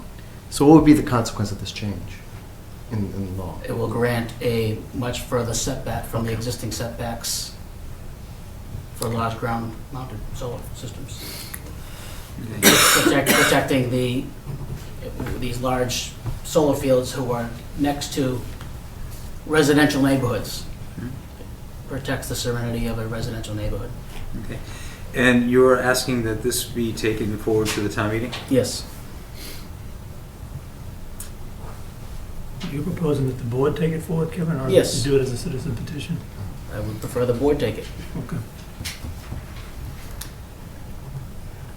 I will have to get some information from the town about this, Kevin. Understood. Thank you. Currently, I'm reading this and, are you open to friendly wording to it if it comes forward? Absolutely. Okay, great. Yes. Thanks. Because I look at some of these and there's some language in here which may or may not be, hey, look where we are a few minutes ago. You sitting here through the OSRD stuff? Mhm. We thought we nailed it, but we found out the first time out the door. So, thank you very much. We'll take this under advisement. We'll take it to, Mark, you got what you need to work with this? Yeah, it's the first that I see the actual, language here. We'd have to so- take it against 8.5.6.4.1. But, yeah, I exactly. can research this, yes. Okay, great. I just find it to be consistent with, as was brought up in one of the proposals that were in front of you this evening, when you have, a commercial right next to a residential. Right. It's consistent with the intent of the bylaw to keep those areas separate. Exactly. What we've discovered over the last couple of years is as things, we have new pressures on the property we have. Thank you very much. Anything further, Kevin? No? Appreciate you. I got a question. You have a question? I'm sorry, Ken. Kevin, did you look at the definition of, you put the word structures in here capitalized. I'm looking at what you could capitalize, structures and lot line. So have you looked at the definition of structures under the large scale? Is that, do we My have a definition of structure is. there's no definition there, right? And No. that you know, I mean, I didn't look at it recently. No, as a so- layperson, I'm suggesting that a panel is a structure, that a building is a structure, that the conduits carrying the power is a structure. You know, that's something we have to. Right, yes, yeah. Like I said, this is the first, I knew Kevin was coming tonight. Yep. I didn't know exactly what the text would be, so having just seen this just now, it'll take a little research and, Thank you. yep. I think we're all probably in the same thoughts. Thanks a lot, Kevin. Thank you. Okay. Town planner update. Okay, I wanted, Yeah, no, I understood that. I didn't.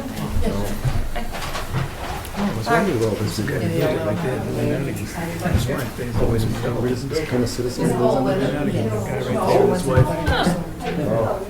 They're the ones who have to take a picture of me. Oh, I get it, okay. A little slow in the uptake. Yeah, well, I'm still learning. Okay, Mark. Long learning curve here. The party's leaving. be a little quieter. Now we'll give him a second.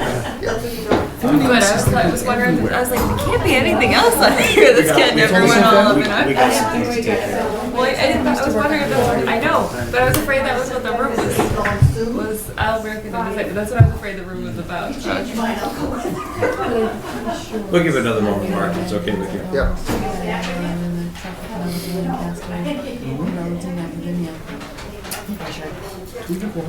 I'm actually Okay, here we go. Very, very weird.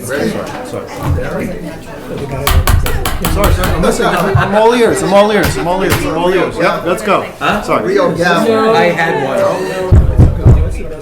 I have a gavel.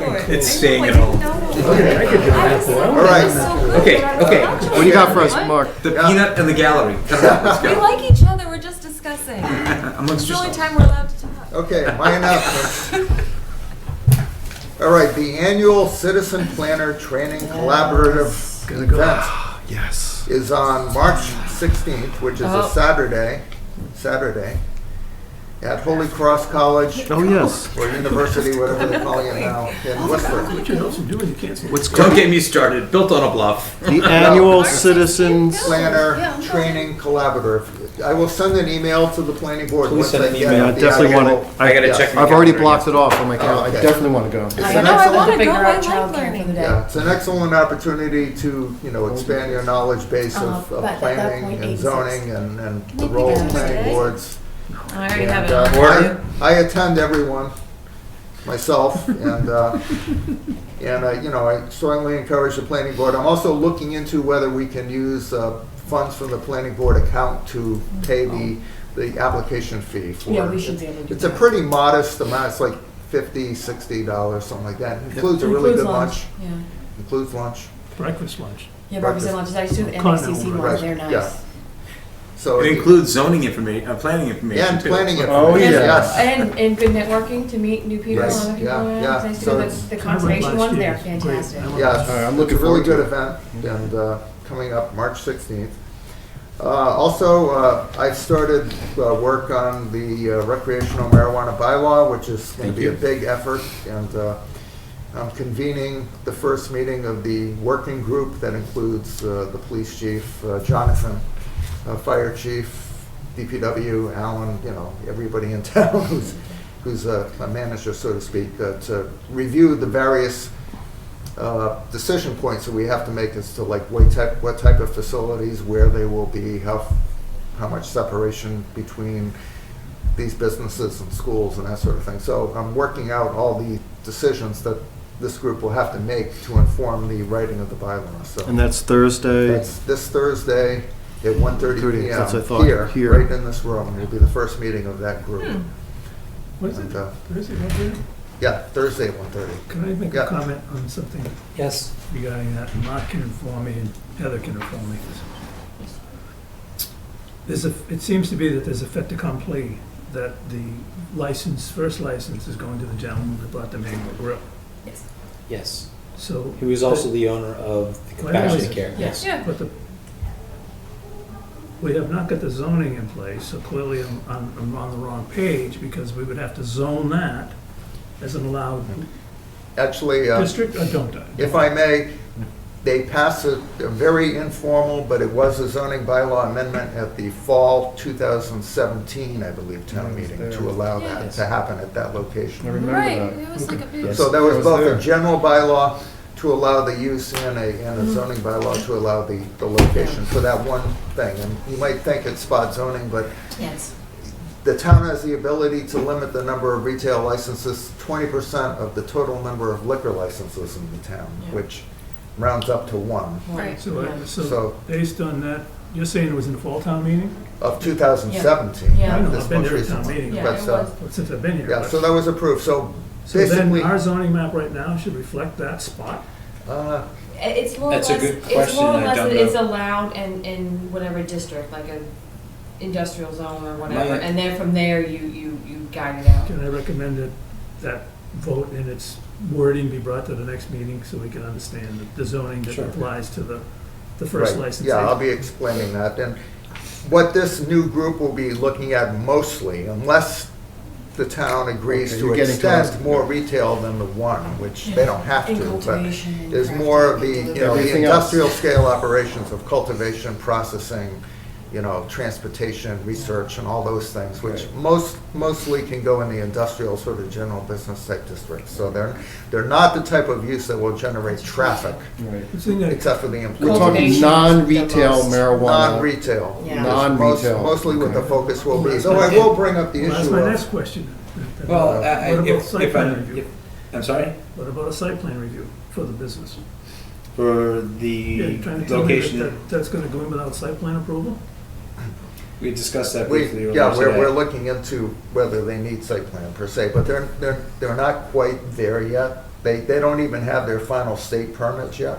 Yeah, well, And usually that- they get those in hand and open that- 2 days later. That so. takes a while, you know, so, but yes, I will have to look into whether they need There's site 5 opening plan. up in Fitchburg. So one of the benefits I have, and I'm sorry Sue Kennedy's not here at the table tonight, because Sue worked very hard on this when it came forward a couple of years ago. Right. I think it was late 16, early 17 when this all came up.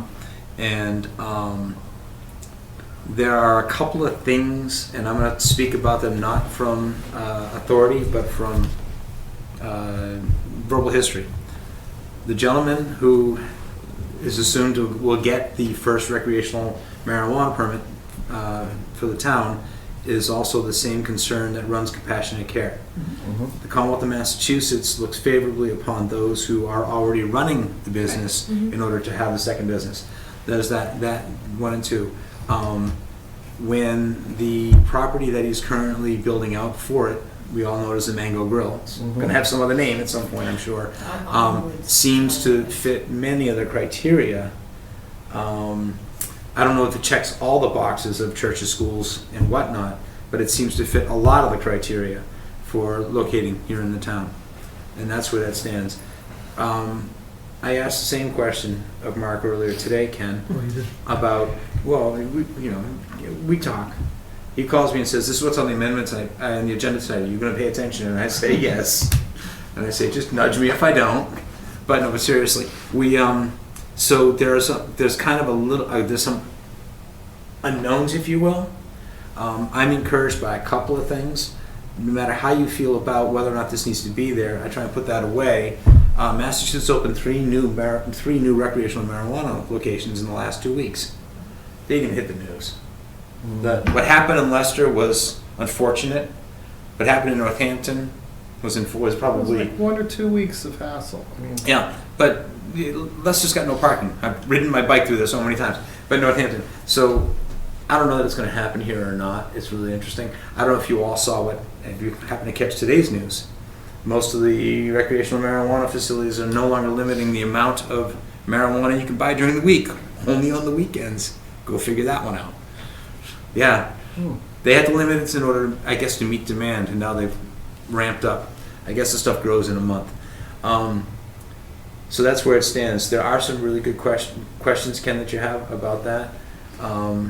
But the state is moving very slowly in getting through the queue.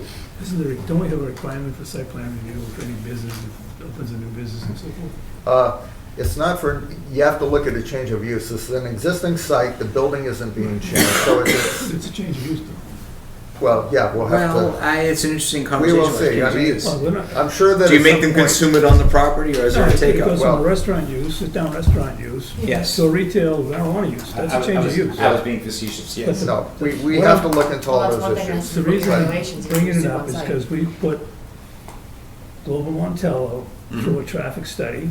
It was extensive. It took us beyond the site plan review period.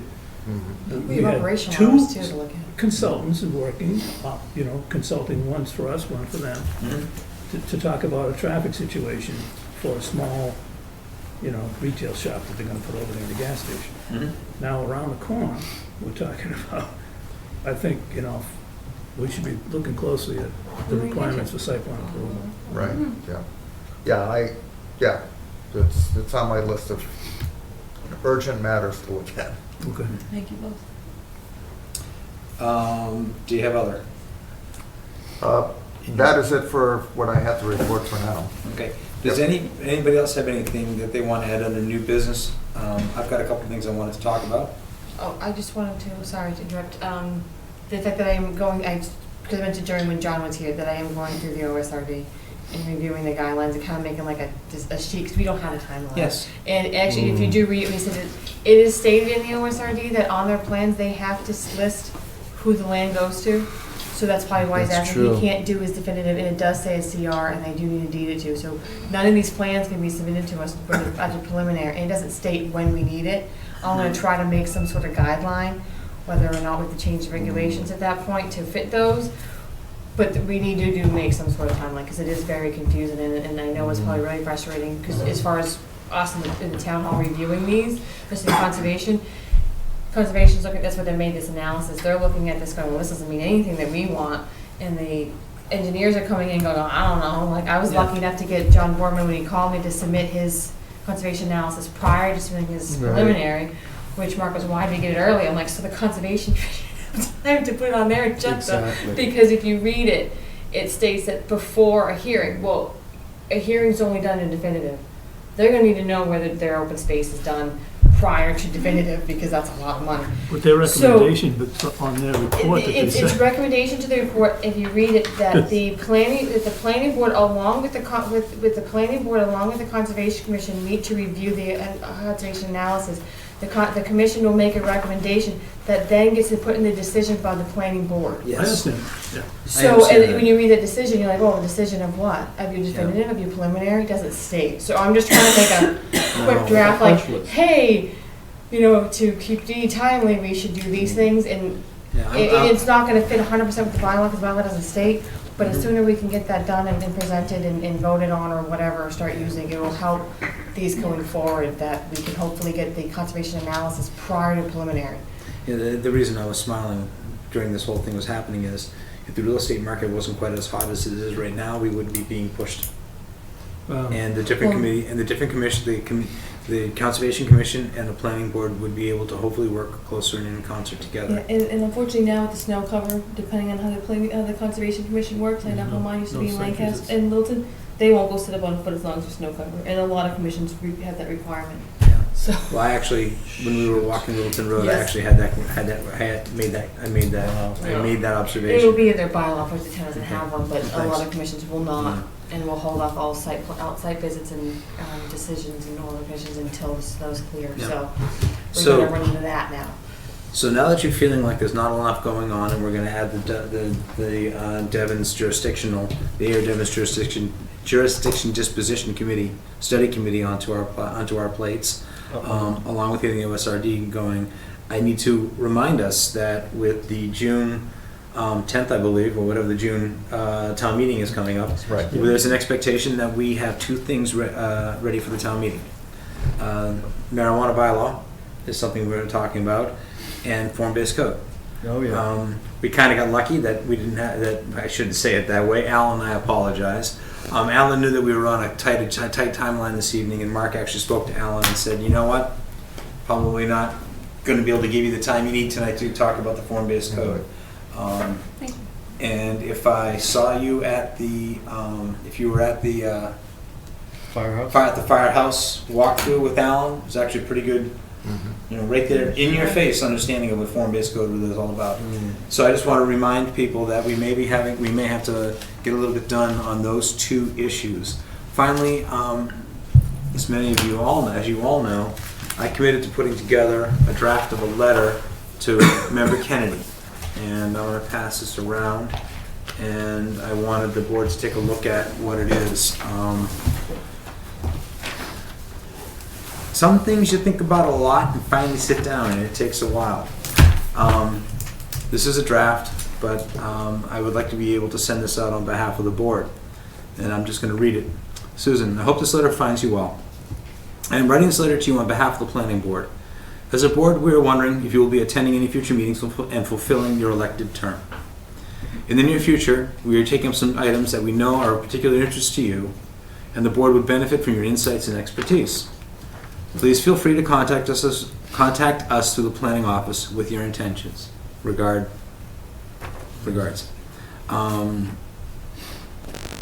I'd love to add anything if you all wanted. I struggled with making it long, making it short, but I think this would be, it's a step. We're in uncharted water. We've spoken to town council.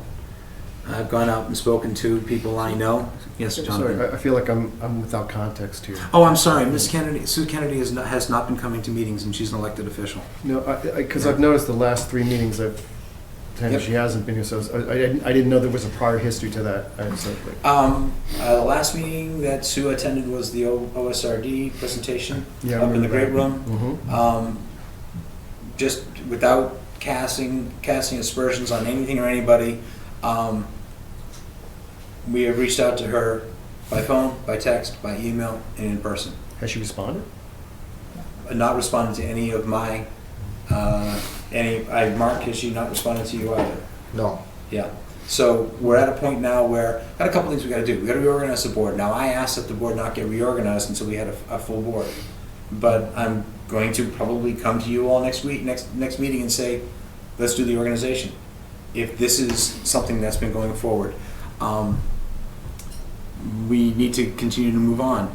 It's hard that we're down a member. It is. Yeah. So, and I guess I'm the kind of person that wants to figure it out and move forward. And that's where we stand. So I'm going to ask this letter to go out from the planning office. I can send you the, Heather, Well, is it something you're gonna send up on your behalf or on behalf of the board? on behalf of the planning board. And is that something that you've asked, that I just don't know if it's something that Robert has given his blessing? I've to the board spoken do? to Carly and Robert about Okay. this. I shared this with Carly in draft form earlier today, And I'm more than willing to have her add whatever she wants to it. I just needed the board to know that this is a step we're going to take. I just panic about conflict of interest in coming back to the town if it comes from behalf of the board. Yep. So Okay. that's my only concern, and if that's the case, if it's something that you are signing or Mark's signing. Are you gonna sign for us, or do we want us to sign individually? I can put it together and sign. I don't know the answer to that question. I'm happy, with the board's permission, I'm happy to sign it as the acting chair of the board. I'd like to make a couple of suggestions. I guess. Sure. The second paragraph, you say in the near future, I'd clarify that by saying this spring, between now and summer, Well, not, maybe really gonna start holding hearings in the next. Or I month. would by February 1st.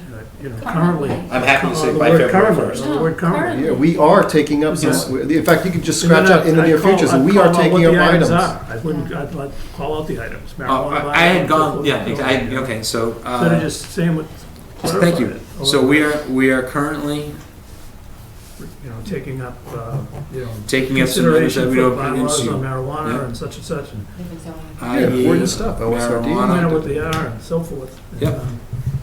And then say, you have helped develop these ideas or worked on them in the past, and we'd look forward to you helping us in the future.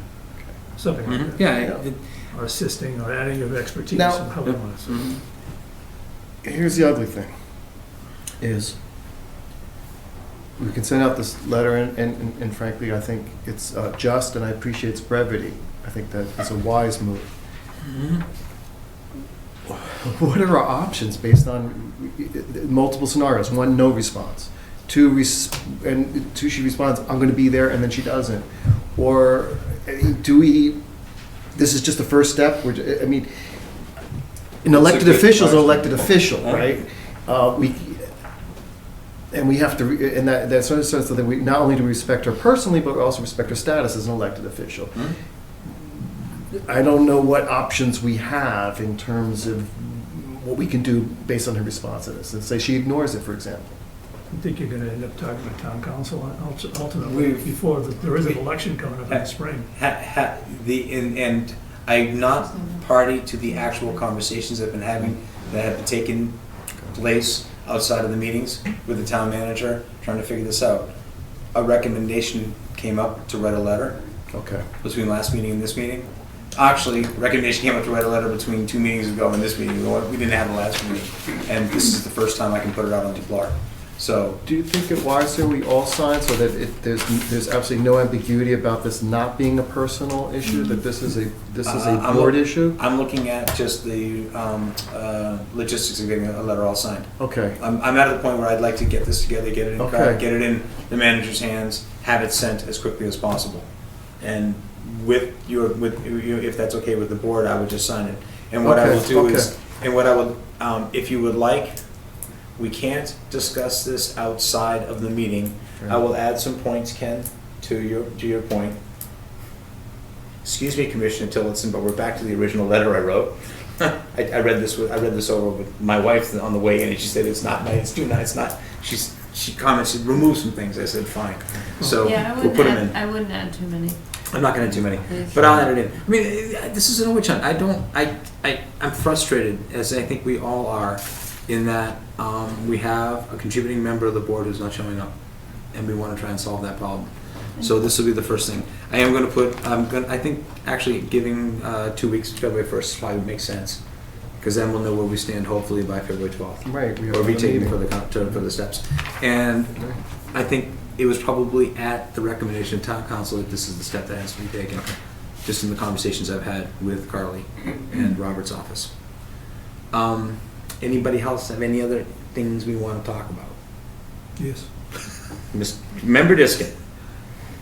Can we backtrack to the conservation Yes. recommendations Yep. and whatnot, of design process, Mm-hmm. and, You're using 11719? No. yeah, whatever one it is. Okay. No, I think he's got the original from, Well, my intent of it is. Oh, the conservation report? yeah, the that- conservation analysis draft process. The draft He's process. looking at the original from Joanne. Should we get my question doesn't have anything to do with what's printed. Oh, okay, thank you. It only has to do with what, the procedure.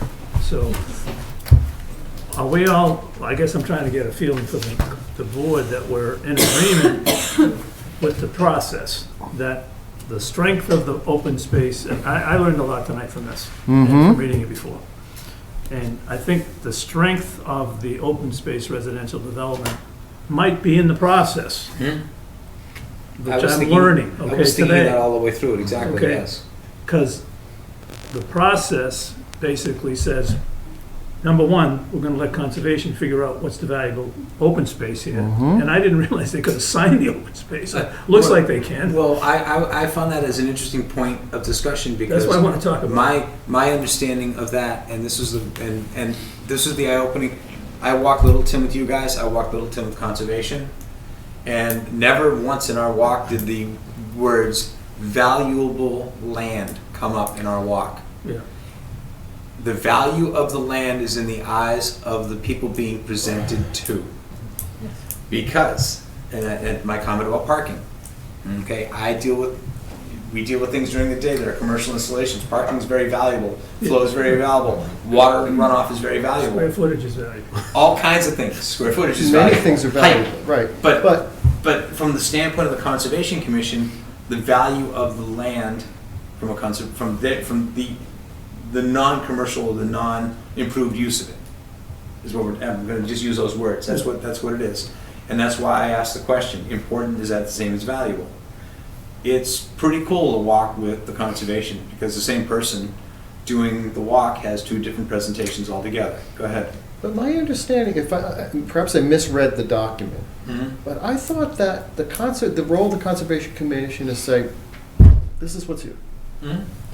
I thought that the planning board will ultimately have the authority about deciding what gets preserved, what gets Yes. used. Yes. Okay, we do. All right, we have that right. But the Right. sequence is what I'm talking about is important. It is Yes, and important, that's why I'm trying to. but they have to come to us and say, The Here's our- important thing is when you do a development, the first thing you always do is just the way they explained it, is you want to find out where you can squeeze in the road and squeeze in the houses, okay?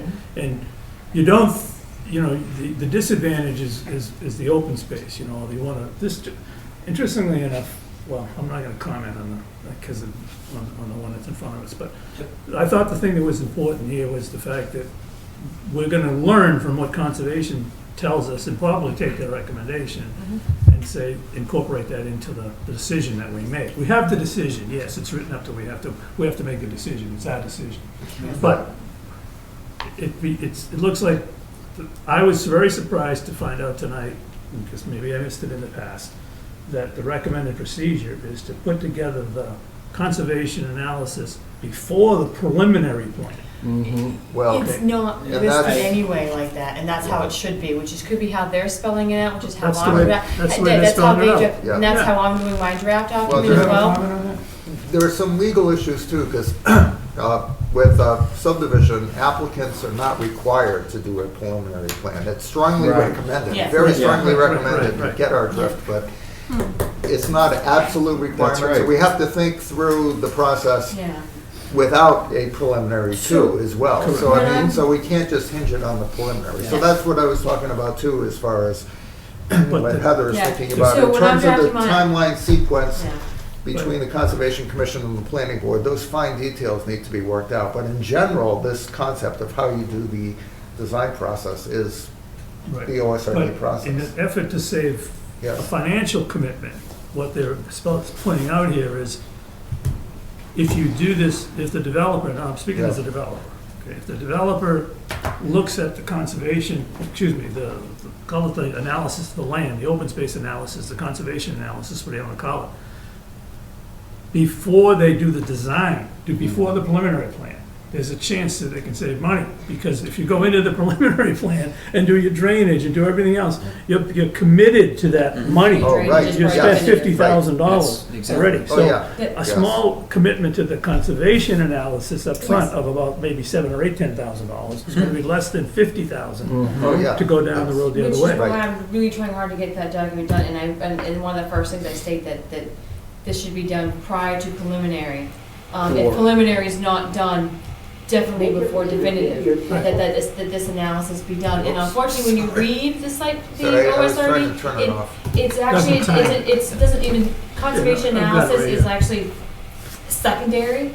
No, It's a it's well, written, it's developmental something and then Yeah. slash conservation Well, yeah, but analysis. development They're all had calling it statement. But I have a conservation feeling- analysis, but it's Yeah. actually called something else. But I have a feeling, and in practice, what's happening in communities in Massachusetts, Which is I've we- grabbed other towns yeah, to. but in practice, what's happening, and knowing this because of the land use people I deal with on a daily basis, they, as Ken had just said, they look at money spent versus money out. So because most of the development that we're seeing, at least I'd say inside, from here going in towards Boston, are on land that is impacted in some way with conservation, that they are taking the time and making the effort to go through the Conservation Commission, which is then working with the local planning board and also ZBA as appropriate in order to get their process forward. It is not unheard of for large projects to go a year or so in the planning process before they even come before the local granting authorities. One of the things that happens at that point, though, is the local granting authorities better be on their game, because the guys coming to the room have got the game figured out better than they do. So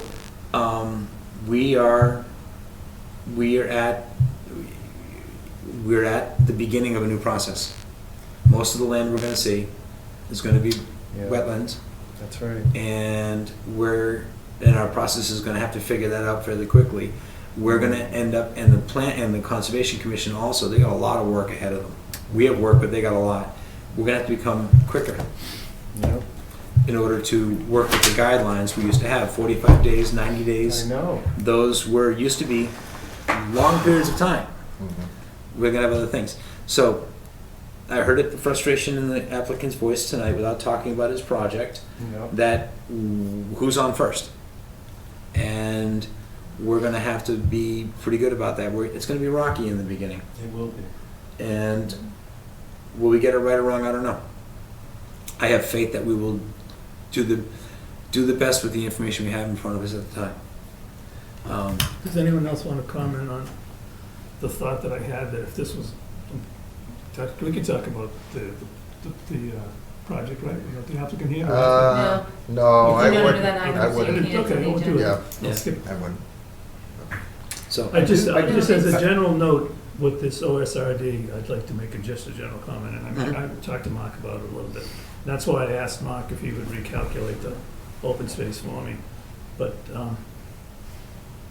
I have a concern that water is allowed to be open space. I think we have to address that. Well, it's not allowed to be the open space so much as it factors into the calculations, and that can be fixed.